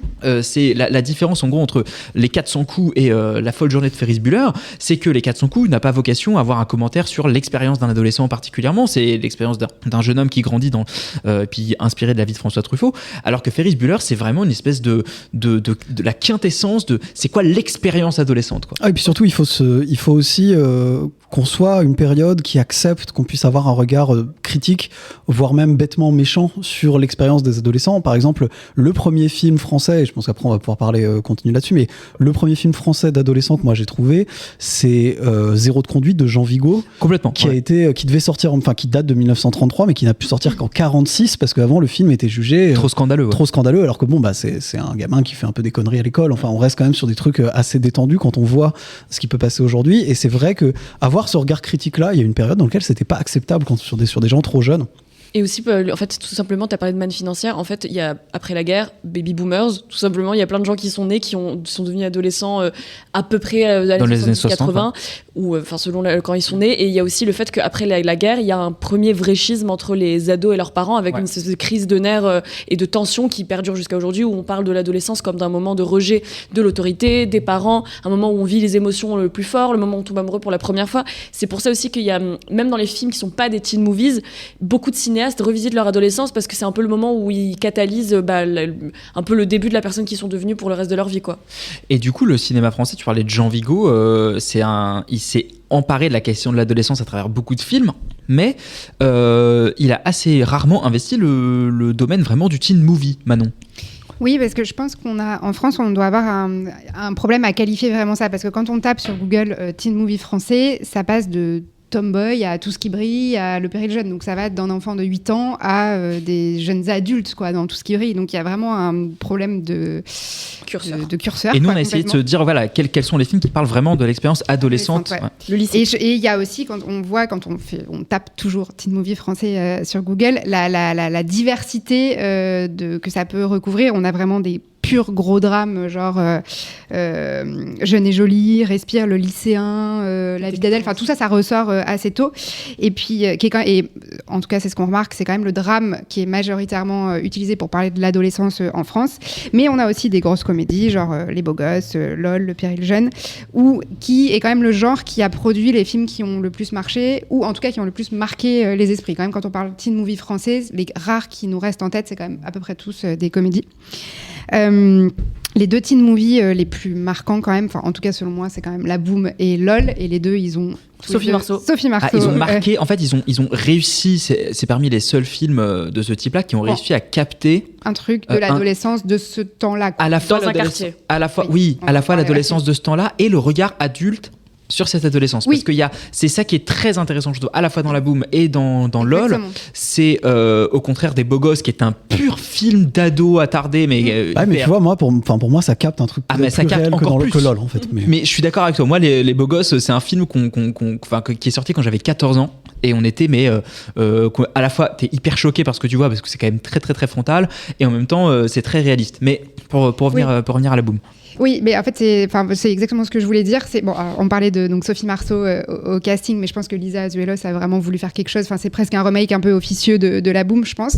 Une espèce de suite. Une suite. Voilà. Mais ce qui est intéressant de noter, c'est que c'est dans ces deux teen movies là, qui sont quand même sur l'adolescence féminine, on n'est pas dans en fait, c'est pas à la différence des États-Unis où c'est plutôt des figures archétypales des adolescents qui s'opposent entre eux. Là, les parents ont un gros rôle à jouer. C'est-à-dire qu'à la fois l'opposition se fait vis-à-vis des parents, et même la vie des parents est quand même très importante. Très présente. La vie de Sophie Marceau dans LOL, sa vie amoureuse, elle est aussi importante que la vie amoureuse de sa fille. Et dans La Boom, c'était autant une comédie de remariage qu'un teen movie. Donc ça, c'est assez, je pense, spécifique quand même au cas de la France. Et quand on parle de teen movie côté masculin qui ont marqué, donc forcément, il y a Les Beaux Gosses, il y a Le Péril Jeune et récemment Le Nouveau. Mais je l'ai pas vu, mais ça a l'air d'être très cool. Le Nouveau, c'est un super teen movie et qui justement, c'est un des rares films récents à être vraiment à hauteur d'ado, ouais. avec des problématiques d'ado, avec un Max Boublil mais sublime. Ouais. Qui est le seul adulte du film d'ailleurs. Oui, mais qui est un adulte complètement qui est resté au stade d'ado, donc c'est encore. Mais c'est ça qui joue un ado du coup. C'est ça la différence, je pense, avec La Boom et LOL, c'est que là, ça a l'air d'être vraiment des adolescents entre eux et ça parle vraiment de l'amitié masculine dans ce cas-là de plus débile, notamment dans Les Beaux Gosses. Et ça peut peut-être un peu plus se rapprocher de ce qu'on imagine quand on parle de teen movie américain, quoi. Mais pour en revenir à ce que disait Laurent, effectivement, je pense que le problème des teen, enfin le problème, je sais pas si c'est un problème, mais les teen movies français, ils parlent de l'adolescence. En fait, ils parlent pas vraiment aux adolescents. Et l'adolescence, c'est surtout un prétexte pour apposer plein de thématiques sociales comme l'homophobie ou les relations toxiques. Le motocross. Par exemple. Et il y a toujours ce point de vue quand même très autorisant sur les teen movies en France. Je trouve aussi que nos teen movies, ils sont très individualistes. C'est-à-dire qu'on se concentre quand même vachement sur un personnage adolescent et pas assez peu sur une bande, alors que pour moi, ce qui fait l'adolescence, c'est quand même tu passes ta vie toujours avec les mêmes personnes. C'est ça, quoi. c'est les bandes, c'est comment tu t'intègres, comment tu ou alors t'es tout seul dans ta chambre et tu deviens d'extrême droite. Ou l'inverse, ouais. Mais ouais, c'est quand même nos films à nous sont quand même très centrés sur un adolescent. Mais je pense que tout ça est peut-être, le nerf de la guerre, c'est que notre système scolaire, en fait, il est peut-être pas. Enfin, c'est ça le problème. Je pense que c'est pas une bonne arène. Allez, on ouvre sur le problème de l'éducation nationale en France. Non, mais c'est pas une arène aussi cinématographique aux États-Unis. Mais cela étant, oui, parce que tu regardes même les teen séries américaines, t'as toujours l'impression qu'ils font 37 choses après l'école, mais c'est parce qu'ils finissent à 15h. Et je pense que c'est aussi parce que. On va voir même avant. Mais... Ouais, et on peut moins identifier des figures très archétypales qu'on peut décliner en plein de. Et même en fait, c'est ça. Et même en termes d'espace, il y a tout un truc dans le teen movie américain, par exemple les couloirs avec les. Exactement, les c'est beaucoup plus cinématographique que nous. En France, LOL a quand même beaucoup filmé le lycée, mais bon, c'est un lycée de 16e, quoi. Il y a un voyage. Le voyage de classe, moi, en fait, c'est ça qui est intéressant. C'est-à-dire qu'on rebondir là-dessus, justement, parce que c'est un point que vous voulez traiter, mais que les films américains, alors c'est leur principe, c'est d'établir un imaginaire et de te le vendre à moult reprises. Mais en tout cas, ils ont réussi à installer comme ça un imaginaire adolescent. Genre, qu'est-ce que c'est que d'être ado ? C'est de ressembler à un mec qui a 30 ans, visiblement, comme souvent extrêmement bien gaulé, d'ailleurs, ou très très gros. Enfin, c'est l'un ou l'autre. Il n'y a pas de choix. Comme dans Grise. Non, mais tu vois, il y a un truc où ils arrivent à installer un imaginaire ado sur les lieux, sur la manière de s'habiller, sur le quarterback, le nerd, la clique, les cool kids, enfin Mean Girls, Lolita malgré moi est un film qui est entièrement là-dessus. Et Bratz aussi. Bratz, et donc mais pour revenir à LOL, en fait le voyage de classe ça reste un imaginaire ado et en fait LOL avec tous les défauts qu'il peut avoir on est dans le 16e et tout le monde est super riche et super successful. Ils sont dans le 18e d'ailleurs quand même. Non, ils sont dans le 16e, ils sont à un Janson de Sailly ou à Molière ou un truc comme ça. Jean-Baptiste Seb, bon, bref, un des 3 lycées du 16e. Et on a un spécialiste. Mais du coup, la question, enfin, je trouve qu'il y a quand même le voyage de classe de seconde, de première. C'est un marqueur. C'est un imaginaire collectif. Ouais. Qui est déjà dans La Boom d'ailleurs. Qui est déjà dans La Boom, pareil. Dans La Boom. Mais du coup, je trouve que ça, c'est très intéressant à quel point les films américains investissent cet imaginaire-là, alors que on pourrait se dire qu'il y a des points communs entre toutes les expériences de lycéens de France, c'est assez peu traité. Il est même déjà dans À nous les petites anglaises, un film de 1976 qui est un peu une espèce de précurseur à La Boom, qui est un teen movie vraiment genre, je pense aujourd'hui extrêmement misogyne. Je l'ai vu à la télé il y a genre 20 ans. Déjà le titre me paraît d'une modernité. Le titre est hardcore, le film je pense est scandaleux, mais ça a fait un giga carton à l'époque. Enfin c'est un peu le titre en même temps. Aussi c'est drôle de dire que finalement LOL en France a été adapté aux États-Unis, LOL USA, donc par la même réalisatrice. Oui, bien sûr. Donc c'est assez fascinant de voir comment tu déplaces juste d'une culture à l'autre, alors qu'en fait ça appartient déjà complètement à la culture américaine et puis qu'on l'avait déjà nous décalé en France. Alors à la différence que tous les changements qu'ils ont dû faire dans la version américaine, qui étaient que par exemple pour eux la scène où Sophie Marceau prend un bain avec sa fille, c'était qui est quand même le truc le plus absurde que j'ai jamais vu au cinéma. Parce que c'est très français, enfin il y a un truc. Et du coup dans la version américaine, elles sont pas dans la même pièce, elles doivent se parler à travers une vitre. Et comment elle lui parle de l'épilation du maillot? C'est traité par une espèce de séparation spatiale très étrange. Enfin, c'est très très bizarre. Elle est folle cette scène. Moi, je voulais aussi mentionner un teen movie que je trouve que c'est le meilleur et qui a beaucoup filmé, peut-être, enfin aussi parce qu'il a beaucoup investi le domaine de l'école et du lycée. C'est Nos 18 ans qui se passe à Bordeaux. Et moi, je garde un souvenir de ce. Et t'as un teen movie un peu nostalgique sur les années 80. Avec Michel Blanc qui est vraiment. Qui joue un prof de philo. Qui est un remake d'ailleurs. Qui est un remake d'un film italien, ouais. Mais je pense qu'en fait, la distinction entre teen movie américain et teen movie français, tu en as un petit peu parlé, c'est le fait que et ça, on fait un crossover avec votre sujet de la semaine dernière, mais aux États-Unis, il y a une vraie professionnalisation du métier d'acteur, il y a des guildes, etc. Et donc, en fait, on peut pas faire tourner des ados, il y a pas vraiment de... Il n'y a pas cette zone de casting sauvage qu'on peut avoir en France. Alors qu'en France, voilà, justement, j'allais y venir. En France, on a un petit peu ce fantasme du réalisateur qui va trouver un acteur, une actrice jeune. Alors, petite nature, quoi. Évidemment, ça a donné lieu à Jean-Pierre Léaud, qui est l'avatar de Truffaut et avec lequel ils ont fait comme ça 7 films. Qui a jamais vraiment su jouer la comédie, d'ailleurs, c'est ça qui est magnifique. Mais... qui joue Truffaut, en fait. Tu regardes les interviews, il est vraiment dans un mimétisme. C'est ça qui est fascinant. Et qui a conduit aussi à toutes ces horreurs dont on a parlé récemment avec... des cinéastes comme Jacques Doyon qui cherchaient des jeunes acteurs pour les façonner et probablement les briser. Benoît Jacquot aussi, voilà, tant qu'à faire. Exactement. Et donc je pense qu'il y a comme ça en fait quelque chose de très français dans l'idée d'aller chercher des amateurs et de leur faire dès l'adolescence et par exemple l'arrivée de Sophie Marceau au moment où elle passe le casting de La Boum début des années 80, qu'elle s'appelle Sophie Maupu et qu'elle va vraiment être trouvée par Claude Pinoteau qui avait déjà un petit peu trouvé Adjani 10 ans avant. Ça rentre dans une tradition d'aller trouver des amateurs, là où aux États-Unis on repose plutôt sur des professionnels. Sur John Travolta qui a 35 ans et qui a fait des petits rôles, des rôles secondaires et qui accède au rôle principal au bout de 10 films. Après sur le côté façonné, ça a aussi été très studio américain en vrai de l'âge d'or de trouver une meuf parce qu'elle est jolie et très jeune et genre Rita Hayworth, lui faire plein de chirurgie esthétique, changer son nom pour que ça fasse moins hispano et mais elle avait pas 14 ans, tu vois. Quand elle commence à avoir des premiers rôles. Mais quand ils l'ont trouvé, je crois que pas loin. Ça prend 3 ans de la masser. Après, ils lui font passer plein d'étapes différentes. Là où Judy Garland, enfin, c'est Jean-Pierre Léaud, il se retrouve propulsé. Charlie Temple. Rôle principal à 13 piges. Roman ? Ouais, non, c'est juste une question parce qu'on fait le courrier des auditeurs, mais j'aimerais bien faire le courrier des chroniqueurs. Non, mais alors, il n'y a pas d'escargot dans ce non, j'avais demandé juste du coup, parce que vous disiez aussi que finalement il y avait moins de teenage films qui se faisaient aujourd'hui, enfin de teen movie qui se faisaient aujourd'hui. Est-ce que du coup ça a été un peu repris par la série en fait ou... Mais tu enchaînes brillamment sur le prochain point. C'était pas prévu, je promets. Parce que juste moi, ce que je voulais juste terminer pour ensuite te passer la parole, Rita, mais en fait on a un peu ce fantasme du teen movie américain, mais moi j'ai quand même l'impression que depuis, enfin il y a eu Mean Girl, American Pie, Clueless, mais ça fait quand même longtemps, ils ont des teen movies de grande qualité, je pense à Booksmart ou le film de Bo Burnham, tout ça, mais c'est pas des phénomènes comme ont pu être Mean Girls. Enfin, j'ai l'impression que eux aussi, ça perd quand même beaucoup en vitesse le teen movie aux États-Unis. Je pense qu'on est un peu vieux les amis parce qu'il y a quand même The Kissing Booth, il y a quand même To All the Boys I've Loved Before, il y a pas, enfin c'est sur de la plateforme très clairement. Oui, mais, voilà. J'allais dire, mais ça reste des phénomènes de société parce que. Mais du coup, on passe à la question suivante. Comment que ça marche et est-ce que ça marche et quels sont en fait les enseignements qu'on peut tirer de cette tendance du teen movie français? Eh bien, écoutez, c'est très compliqué parce que j'ai donc fait un petit tableur avec film et box-office. J'aurais pu faire par année de sortie, mais en réalité, ça ne nous indique pas grand-chose.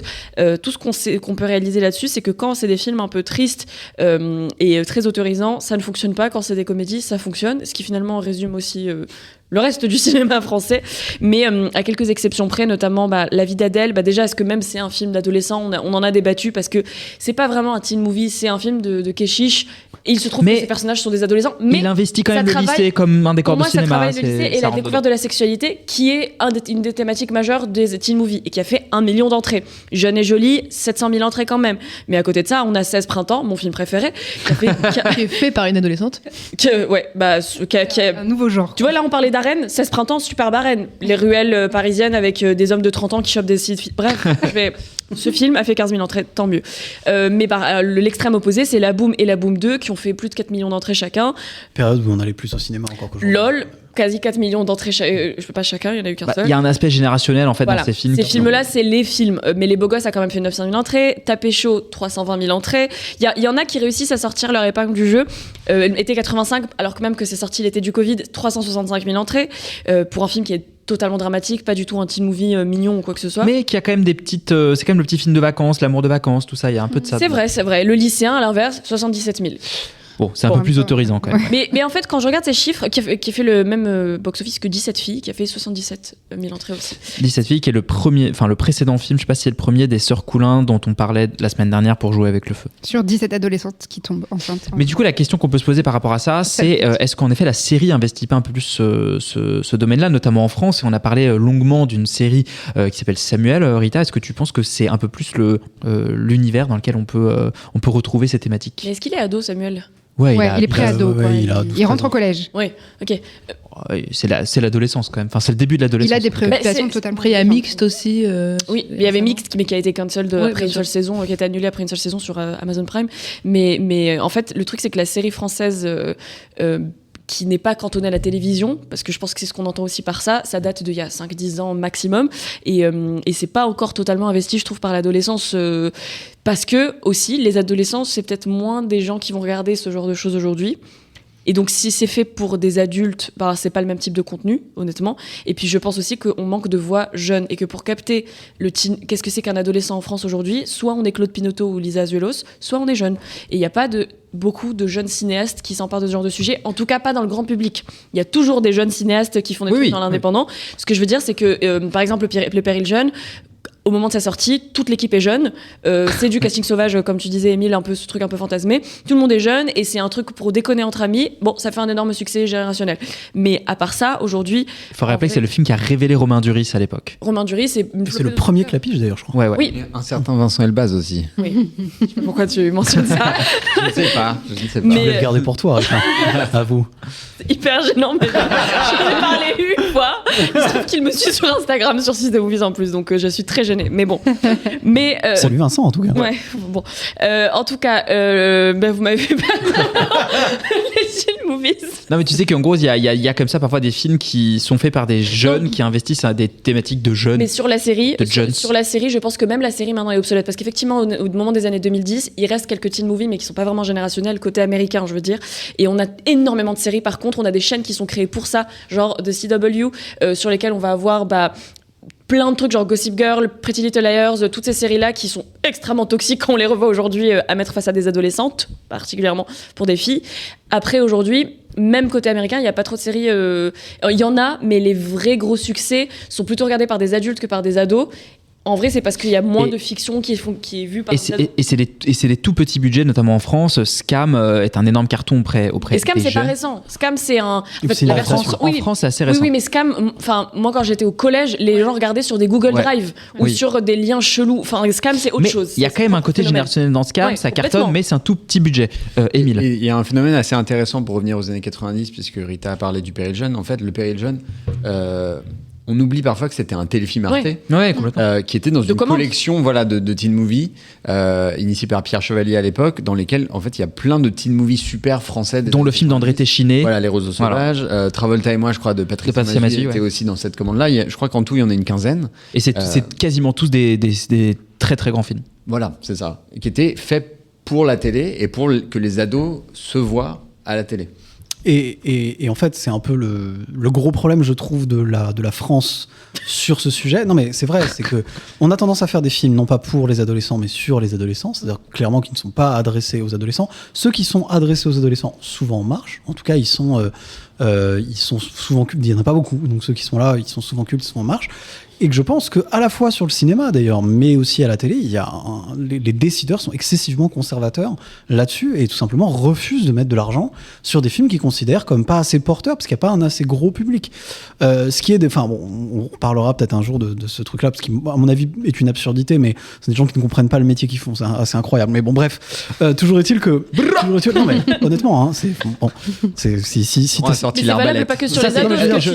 Si ta moyenne d'âge, si la moyenne d'âge des gens qui regardent ce que tu fais, c'est 70 ans, c'est sûr qu'il y a un moment ou un autre, il va falloir que tu réagisses, quoi. Mais bon, bref. Il c'est vrai que c'est un énorme problème. C'est-à-dire que globalement, enfin pour le teen movie en tout cas, c'est un énorme problème parce que justement on refuse d'accepter de faire des films pour un public qui va vouloir le regarder et que ça reste un truc parce que c'est comment dire, ce serait mineur quoi, ou en tout cas pas intéressant, ce que je trouve un peu ridicule.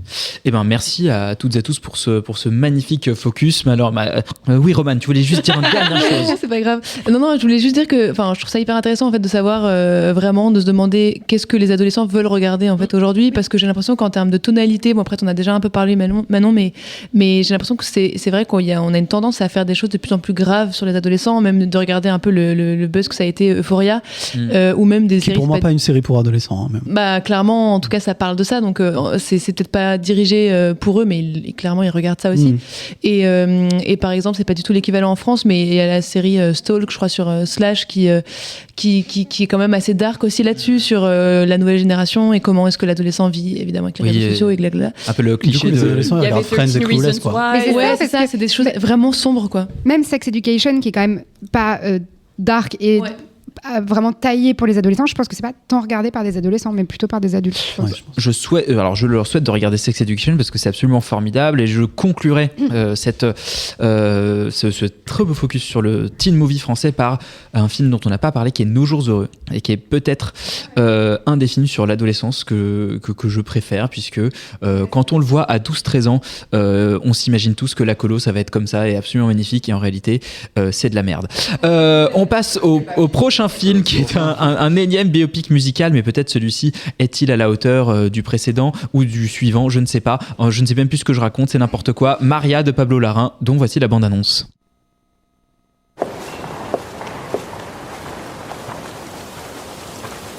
I'd like to walk with you through your life. Should I call you Maria or La Callas? Tu nous as fait une belle Elisabeth avec ton Pablo Larraín. C'est Larraín.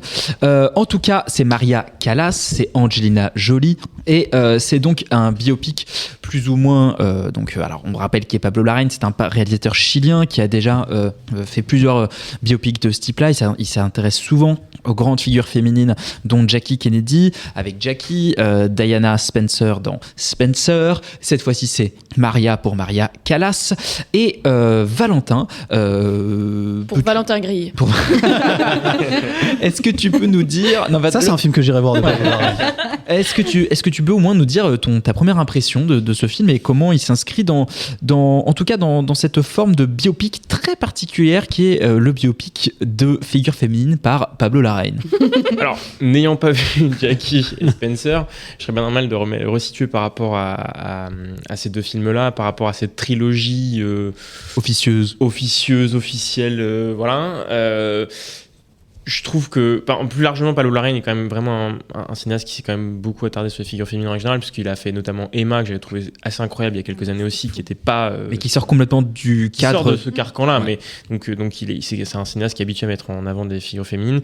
Et effectivement, là, il y a une exploration d'une figure de pouvoir, d'une figure artistique, aussi d'une femme qui est sur la fin de sa vie, puisque ça raconte les 7 derniers jours de Maria Callas, donc dans un dispositif à la fois d'écriture, puisqu'elle va s'inventer un interlocuteur factice, un journaliste à qui il raconterait sa vie et l'épopée de sa vie par séquence, dont on sait très rapidement qu'il n'est pas existant. Parce qu'il a le nom de son antidépresseur. Mandrax. Et donc du coup, il y a ce côté tragique aussi, puisque c'est aussi d'essayer de parler de ce qu'a été cette vie et de ce qu'a été la femme à l'intérieur aussi de la chanteuse, ou inversement, et c'est ça tout l'enjeu aussi du film, qui prend vraiment un parti pris tragique par rapport à ça. Manon, et toi, est-ce que ce parti pris tragique sur la vie de cette cantatrice t'a parlé ou t'a chanté à l'oreille, je sais pas. Moi, c'est là-dessus que je commence à avoir des petites limites sur le projet de Pablo Larraín. Pourtant, j'ai adoré Emma. Alors, je vais peut-être déjà commencer par ce que j'ai aimé. Je trouve que en termes de, c'est pas forcément d'écriture de scénario, mais d'écriture de dialogue. Je sais même pas si on peut parler de dialogue parce qu'elle ne dialogue pas vraiment, mais c'est juste, elle enchaîne les punchlines. Vraiment, c'est très très bien écrit. est aussi très très bien interprétée par Angelina Jolie, mais je trouve qu'il y a vraiment les moments où elle a pris tous ses médicaments et qu'elle est très lucide, sarcastique, tout ça, ça marche hyper bien. Puis elle a des moments un peu plus de flottement. Voilà, je trouve que cette alternance marche bien et que c'est vraiment très bien écrit. Il y a, comme toujours avec lui, un travail des décors et des intérieurs et des cadres qui sont quand même vraiment très très bien pensés et travaillés. Il y a des plans sur Angelina Jolie vraiment que j'ai trouvé vraiment très marquants et vraiment formidable. Et elle, je pense qu'elle est aussi extrêmement bien dirigée dans ce film, je la trouve. Des fois, il y a juste des questions de placement de ses mains, où ses mains sont hyper bien placées et tu sens que voilà, elle a été vraiment très bien dirigée par Pablo Larraín et qu'elle est aussi une grande actrice. Parce que ça faisait longtemps qu'on n'a pas vu Angelina Jolie dans un rôle aussi sérieux, prestigieux, vraiment un rôle à Oscar par ailleurs. Oui, ou parce qu'elle a appris aussi l'opéra, parce que je crois que c'est elle qui chante très régulièrement. Ce dont on parlait dans le cadre du biopic musical, un peu l'aspect performance. Qui maintenant devient un peu obligatoire, j'ai l'impression. Oui, un argument marketing. Ouais, complètement. Là où j'ai vraiment des limites avec le film, c'est... Alors, elle vit recluse dans son appartement avec ses 2 domestiques. Je trouve que leur duo à eux est génial. Enfin, c'est vraiment vraiment la touche un peu humaine de ce film. Pierre Francesco Favino, c'est ça? C'est ça, et Alba Rohrwacher.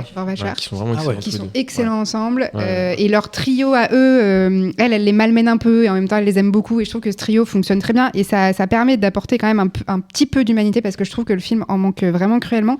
Et je trouve qu'il a assez peu d'empathie pour son personnage féminin. Voire, je trouve qu'il y a des choses genre assez lugubre quand même, notamment, je sais pas si c'est fait exprès, vous allez me dire, mais il y a en fait c'est donc les 7 derniers jours de la vie de Maria Callas, donc à la fin elle meurt, et il y a ces chiens, elle a 2 caniches qui gémissent à la toute fin à côté de son cadavre, et on dirait vraiment sa voix à la fin, parce qu'elle a complètement perdu sa voix. Et je trouve, je sais pas si c'est fait exprès, mais moi ça m'a choquée de terminer ce film là-dessus avec genre des chiens qui gémissent, et en fait on dirait que c'est leur... Enfin vraiment j'ai trouvé ça extrêmement maladroit, et en fait je trouve qu'il a quand même que ce soit dans Spencer ou dans Jackie, c'est des figures féminines, mais il est quand même très très... Enfin c'est vraiment de parler de la douleur quoi, de ces femmes qui l'intéressent quoi. Et il y a vraiment un truc un peu, je trouve, enfin c'est pas louche, mais je trouve que voilà, il aime bien filmer la souffrance féminine, et il y a vraiment un truc un peu... qui, moi, commence un tout petit peu à me déranger. Qui était déjà un peu agaçant dans Spencer. Ouais. Émile, est-ce que en voyant ce film, donc c'est les 7 derniers jours de Maria Callas, est-ce que en ne sachant pas qui est Maria Callas, on arrive quand même à trouver son compte dans cette histoire qui paraît quand même assez crépusculaire? Je suis pas sûr que ce soit le projet. Alors crépusculaire, par contre, ça, tu as absolument raison. Je pense que le film est vraiment un mausolée sur Maria Callas, et le film est beaucoup plus retors qu'un biopic. Donc effectivement, je pense que si tu viens, il y a quand même beaucoup d'informations biographiques qui vont être distillées à travers le film. Ce qui m'a fasciné dans le film, c'est que c'est un petit peu comme si la Adèle H de Truffaut avait été mise en scène dans le Paris du conformisme de Bertolucci. Tu vois, wow. C'est-à-dire un film qui est extrêmement retors. Alors laisse le temps aux gens d'intégrer cette image. Alors, je pense qu'on va avoir 14 commentaires sur l'entre-soi cinéphile. Je les emmerde. Mais non, on les embrasse. Merci de nous écrire. On les embrasse, bien sûr. Mais le film brille par les performances. Alors, comme tu l'as dit, effectivement, Angelina Jolie, je pense qu'elle n'a pas été mieux depuis Kung Fu Panda 4. Le docteur Fontainebleau aussi. Vincent Macaigne, exceptionnel. Et puis, il y a... Alors, je pense qu'il ne faut pas la nommer parce que pour moi, c'était vraiment une surprise. Je ne savais pas qu'elle était dans le film, mais il y a une actrice que j'adore qui joue la sœur de Maria Callas et qui a une scène qui est, je pense, la meilleure scène du film de face à face dans un café. Paris a peut-être jamais été aussi bien filmé que quand c'est à Budapest. Filmé par Ed Lachman, qui est le chef opérateur de Virgin Suicides, de Todd Haynes, qui magnifie comme ça les feuilles mortes à l'automne. C'est absolument magnifique. Donc voilà, je suis assez d'accord avec toi sur le fait que on a du mal à déceler les intentions de Pablo Larraín. Effectivement, alors lui, c'est ce qu'il appelle sa trilogie des femmes en talons, Jackie, Spencer et Maria, c'est-à-dire, en fait, je pense, trouver des figures de pouvoir et les prendre vraiment dans un moment de fragilité. Peut-être aussi parce qu'il y a, dans le XXe siècle, il y a peu de figures masculines qu'on verrait avoir le même point de bascule de manière aussi visible. Et peut-être que si j'avais vu seulement Jackie et Spencer, j'aurais pas forcément misé sur Maria Callas comme troisième projet. C'est marrant parce que ça se répond, parce que le Jackie Kennedy s'est marié avec le millionnaire Aristote qui était avec c'est donc le Larraín Cinematic Universe. Exactement. Non, il y a un peu de ça, on y pense. Et d'ailleurs, il a pris le même acteur pour jouer JFK. C'était ma blague. Dans Jackie et dans... et les dents, blonde aussi, c'est lui qui joue. Il joue Ah, il JFK a dans vraiment la les- même ouais, gueule. Le mec, il est abonné au rôle. Ouais, d'accord. On lit les mêmes sites IMDb. Et en fait, voilà, comment est-ce que le personnage va être pris au piège de ses contradictions dans un décor d'opérette, c'est-à-dire cet appartement de l'avenue Georges Mandel complètement improbable. Je trouvais que ça marchait très très bien. Donc moi, j'incite vraiment les gens à y aller, non pas seulement pour la performance d'Angelina Jolie qui est mise en avant à juste titre, mais de manière générale, je trouve pour l'ambiance du film qui épouse vraiment les codes esthétiques des films des années 70, et c'est aussi ça qui m'a plu. Rita.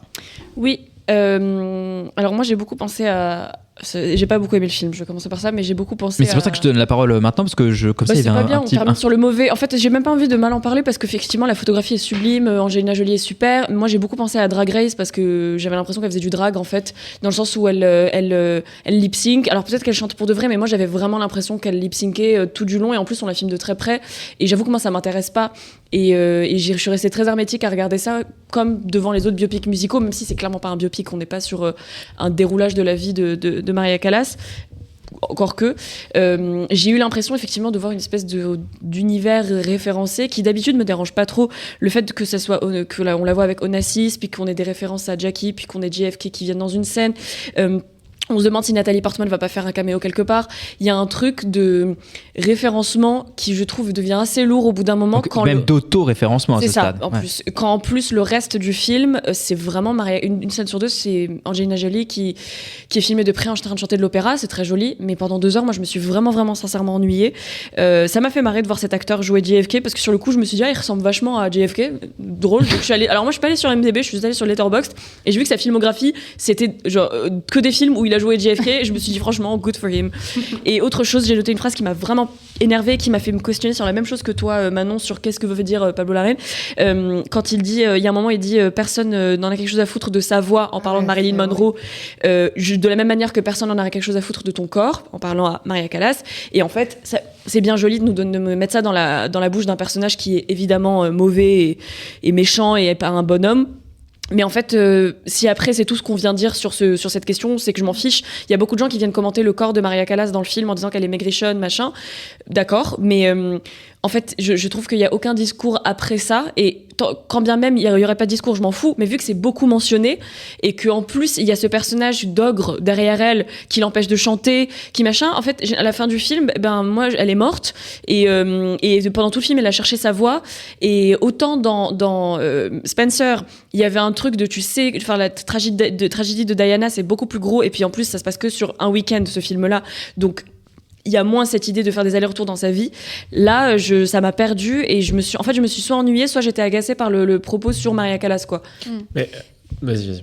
Moi, je voulais justement rebondir là-dessus sur le dispositif qui, dans Spencer, est très resserré. Là aussi, c'est quand même un bon point de vue. C'est les 7 derniers jours de sa vie où elle essaie de retrouver sa voix et elle finit par mourir. Mais en fait, je trouve qu'il respecte pas du tout son dispositif parce qu'il y a plein de régimes d'images très différents et il y a plein de flashbacks de ses gloires passées. En fait, on n'en a pas besoin. On sait très bien, même si on connaît rien de Maria Callas, on sait que voilà, c'était la plus grande chanteuse d'opéra, donc on n'a pas besoin de toutes ces inserts d'images et tout. On le sait, mais on ne sait pas à quel point. Moi, c'est un vrai questionnement sur le positionnement du film, parce que, en vrai, Maria Callas, c'est...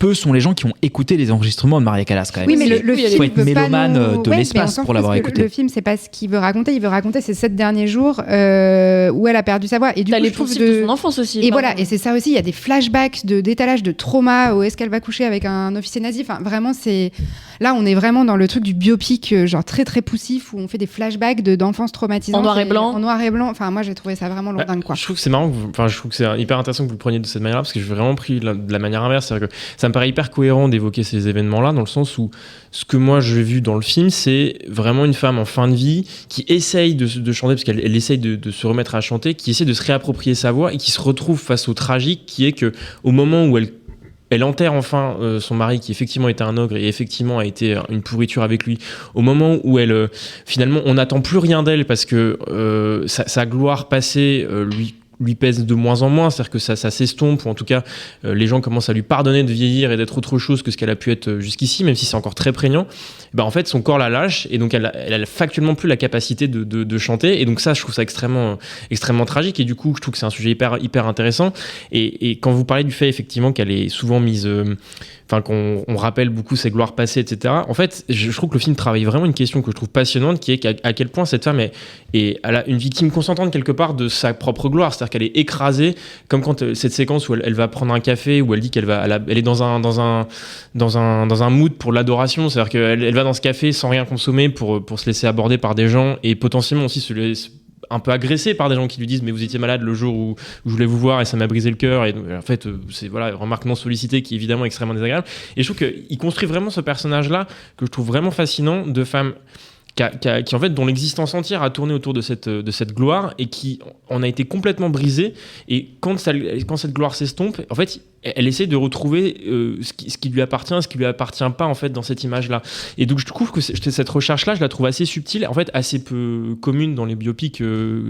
habituels, et je trouve que ça légitime aussi l'accumulation d'archives, l'accumulation de chants aussi, de scène en scène, parce qu'effectivement elle chante énormément, et je trouve que ça produit un effet d'écriture hyper intéressant. Et je voulais juste aussi potentiellement, vous l'avez un peu esquissé, mais d'un point de vue formel, insister sur la magnificence vraiment de certaines séquences, au dernier plan, c'est-à-dire que le film s'ouvre sur un plan, un lent mouvement de caméra, un lent travelling, et il se clôture sur ce même travelling, et donc il y a quelque chose je trouve quelque chose d'opératique et de vraiment grandiose en fait par séquence, dans la lumière, dans les cadrages et dans la direction des acteurs. Donc formellement je trouve que c'est un film extraordinaire au moins. Eh bien, un film formellement extraordinaire, sur le fond peut-être un peu moins extraordinaire. Allez le voir, faites-vous votre propre avis. C'est le dernier débat de cet épisode. On passe tout de suite au reco de la perche. Perdons pas de temps, Salam Alek. Si j'en crois mes informations, le temps travaille contre nous. C'est bien ça, Jimmy? Oui, à 100%. Alors voyons voir. Les recos de la perche, ce sont les films dont on a envie de vous parler très rapidement, et on commence tout de suite par Roman. Tu veux nous parler d'un film qui s'appelle La mer au loin. Tout à fait, qui est donc un film de Saïd Amish Ben Larbi, qui est, pour le résumer rapidement, qui est un film qui se passe dans les années 90 à Marseille, et il va dresser le portrait de Nour et ses amis, qui est un jeune Marocain exilé à Marseille, et en fait il va donc sur 10 ans nous raconter ses rencontres, disons un peu imprévues, improbables, notamment avec Serge, qui est un policier, et sa femme Noémie, et donc cette espèce de trio qui forme presque comme une espèce de nouvelle petite famille. Je sais que Imen aurait aimé être là pour en parler, donc je vais essayer d'honorer son absence. Il y a vraiment que des absents qui nous parlent des films aujourd'hui, c'est magnifique. Les présences par l'absence. Et du coup, d'essayer de vous donner envie d'aller voir le film en un temps très restreint. Mais déjà, peut-être en commençant par dire que pour moi, c'est un des plus beaux films que je vais voir cette année. Et oui, on est en février, et non, je ne me calme pas.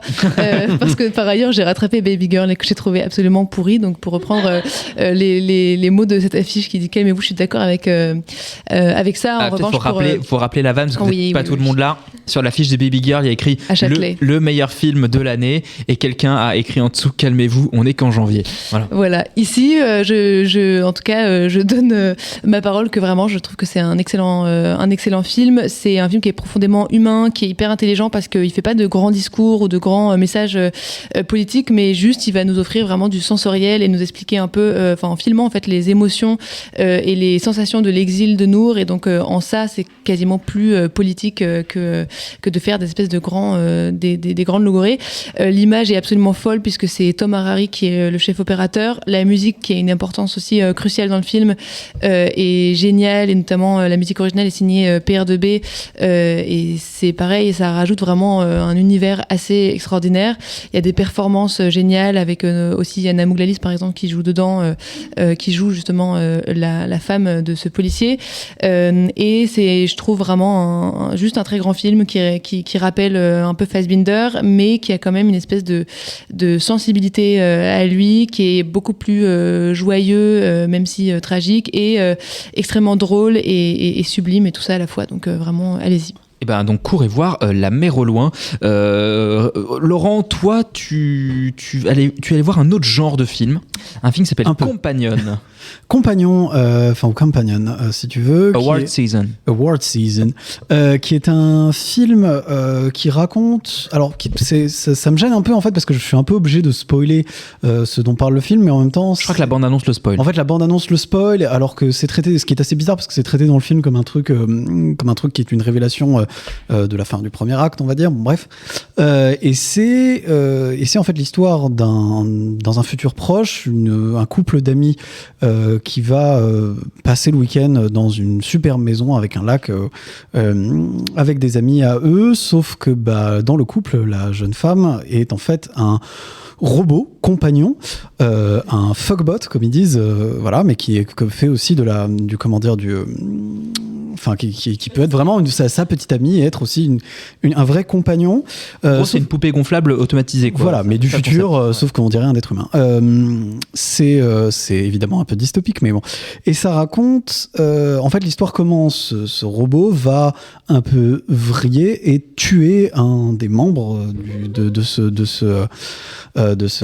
groupe d'amis, et on va se rendre compte que tout ça est beaucoup plus compliqué et que ça se passe, qu'il y a plein de ramifications étranges entre et c'est assez marrant parce que c'est un film d'exploitation assez simple, parfois un peu bébête, avec un point de vue qui en fait je trouve pas forcément toujours très malin, mais qui arrive quand même à être relativement bien écrit, pas mal de rebondissements un peu inattendus, des moments, et même je trouve qu'il se paye le luxe d'avoir une espèce de point de vue pas inintéressant sur les relations toxiques, sur le phénomène un peu des incels, et sur pas mal de choses comme ça qui rend le film assez sympathique, pas aussi bête que ce que ça aurait pu être, ce qui est pas mal.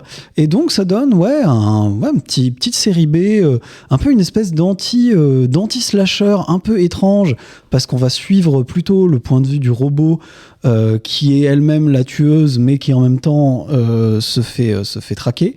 Donc ça rend un film assez sympa, et c'est une dit qu'il faut prendre pour ce que c'est-à-dire pas un truc brillant ni quelque chose qui va révolutionner le cinéma, mais si vous aimez bien des petits films d'exploitation avec des petits twists, c'est assez drôle, assez bien fait, et plutôt sympathique. Donc moi pour moi c'est plutôt une reco de la perche. Et on prend cette reco de la perche. Et dernière reco de la perche, c'est une série. Alors oui, toujours ce même commentaire qui nous disait parlez un peu plus de séries. On va essayer de suivre cette demande, mais en tout cas ce soir on vous parle dans la reco d'une série qui s'appelle Shrinking, qui est une série avec Jason Segel et Harrison Ford. Les deux sont des psys, l'un va vraiment pas bien, je vous laisse deviner lequel. Manon, pourquoi tu voulais parler de cette série? Tous vont globalement pas bien. Pas bien, oui. Il y en a un qui va vraiment pas bien au début de la série, en tout cas. Oui. Je voulais en parler parce que depuis que je suis au chômage, je peux revoir des séries et ça me fait tellement, tellement plaisir. Et ça faisait longtemps que je voulais voir Shrinking. Et donc, j'en suis au milieu de la saison 2. J'ai commencé il y a 10 jours. Autant vous dire que je la tue. C'est une série qui est réalisée par James Ponsoldt et le scénario est donc écrit par Bill Lawrence, Jason Segel et Brett Goldstein. Bill Lawrence, il est connu pour Scrubs, Cougarton. Il y a beaucoup d'acteurs de Cougarton d'ailleurs, une série que moi j'avais beaucoup aimée avec Courtney Cox, qu'on retrouve dans Shrinking. Et je trouve que c'est vraiment, je pense que le terme dramédie, il a été inventé pour Shrinking. C'est-à-dire que c'est vraiment le parfait équilibre entre des sujets absolument tragiques, parce que ça parle de deuil. La femme de Jason Segel est morte dans un accident de voiture. Il se retrouve donc père célibataire de sa fille ado.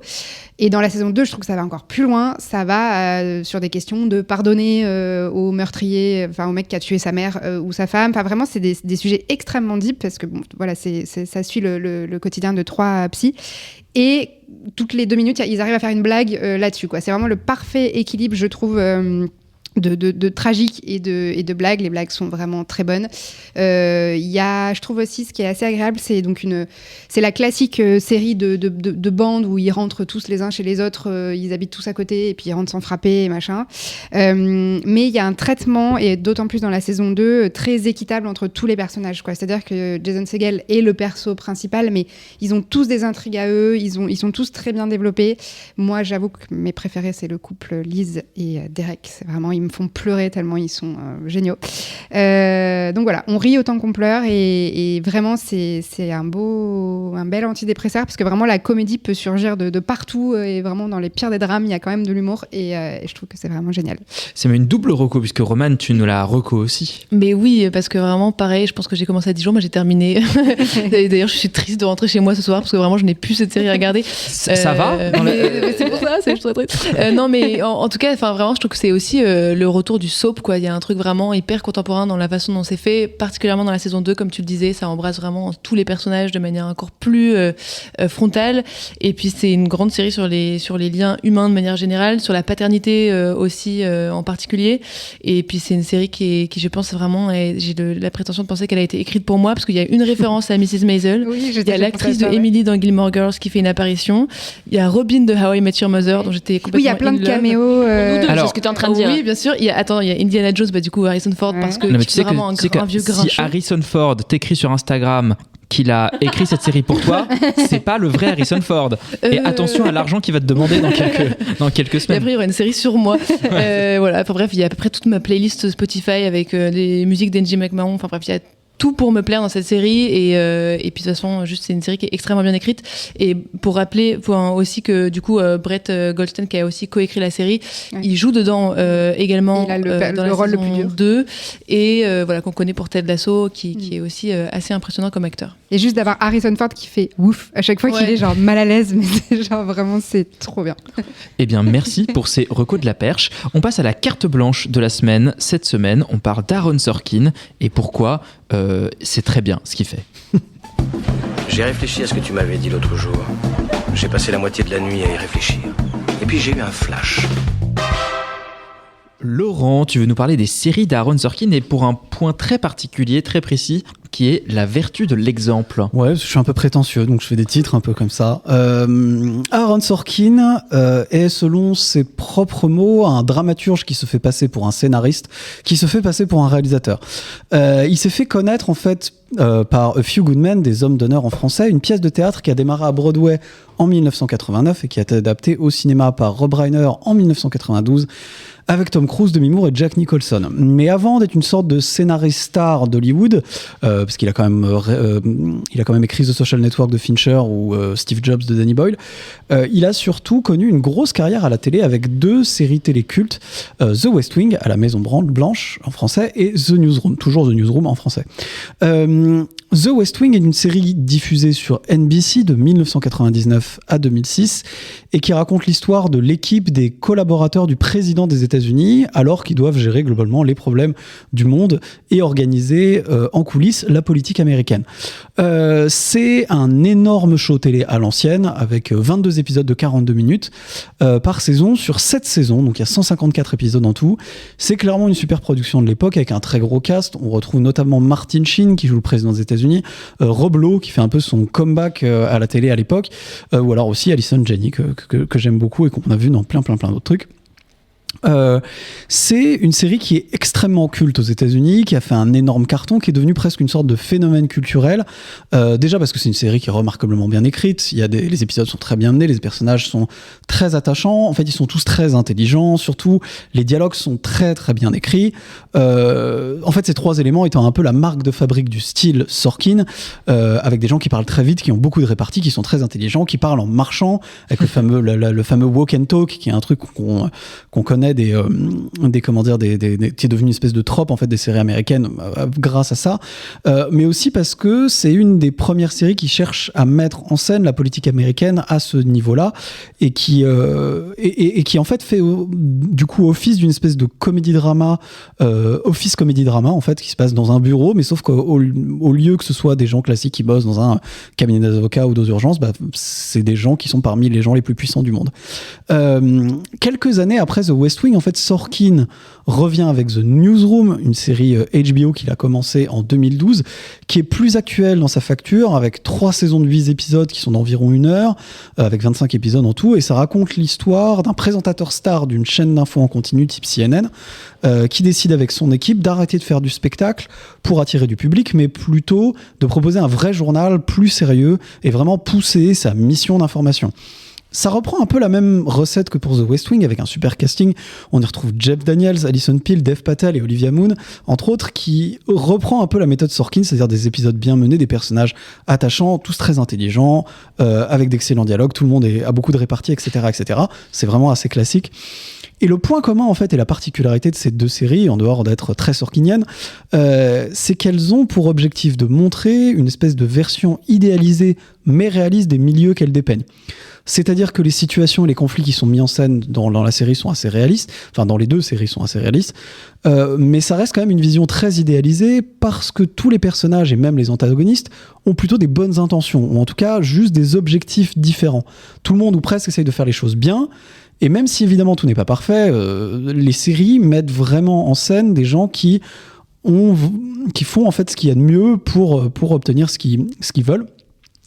Et arriver au résultat où ils veulent. Et ça reprend un principe qu'Aaron Sorkin admet suivre lui-même, un principe scénaristique qui est un antagoniste n'est pas nécessairement un méchant, mais plutôt quelqu'un qui a des objectifs opposés au protagoniste. Et il met ça très bien en pratique dans ces deux séries, mais d'ailleurs aussi dans ses autres films. On pourra en reparler, mais... et ce côté un peu idéaliste a été critiqué récemment. En fait, on a vu pas mal de séries politiques qui ont suivi, ou sur les médias, qui ont pris un tournant beaucoup plus cynique. On peut citer notamment House of Cards ou The Morning Show pour les médias, et voire même carrément satirique comme VIP, par exemple, qui est une série sur la vice-présidence, qui est beaucoup plus satirique, qui se fout carrément de la gueule du vice-président. Mais moi, je trouve que cet idéalisme des séries de Sorkin ont la vertu de montrer l'exemple. Elles ne montrent pas vraiment les milieux tels qu'ils sont en réalité, mais plutôt tels qu'ils devraient être, sans pour autant occulter les difficultés que ça implique. On n'est pas non plus chez les bisounours, mais tout n'est pas parfait. Mais ces séries mettent en scène des personnages tels qu'on aimerait les voir agir. Et je crois que c'est un peu une des fonctions les plus nobles de l'art, non pas d'écrire le monde tel qu'il est, mais tel qu'il devrait être. Et ça, parce que ça peut servir d'exemple pour pousser les gens à atteindre l'idéal qui les a marqués dans une œuvre qu'ils ont pu voir. C'est Oscar Wilde qui disait « La nature imite l'art et non l'inverse », et que montrer des choses plus belles dans l'art qu'elles ne sont réellement, peut-être que ça permet d'influer sur la réalité dans le bon sens. Et c'est cet idéalisme-là que je trouve particulièrement touchant dans The West Wing et The Newsroom, au-delà évidemment des grandes qualités générales des deux séries. Merci beaucoup Laurent, merci beaucoup à toutes et à tous pour cet épisode de La Perche est dans le cadre. J'aimerais faire une toute petite annonce en cette fin d'épisode si vous êtes encore parmi nous. On va publier dans quelques jours le deuxième épisode de Tendre la perche, où on tend la perche à Manuel Alduy, qui est il l'expliquera mieux que nous, mais qui est le directeur globalement du cinéma, de la fiction internationale et des jeunes adultes à France Télévisions. On a parlé avec lui de Emilia Pérez, des Ailes du désir et de Die Hard. C'est une conversation passionnante d'à peu près 1 heure sur son métier, sur le cinéma et globalement sur la cinéphilie. C'est publié ce dimanche, donc écoutez-nous. Et sinon, à la semaine prochaine. Bonne semaine.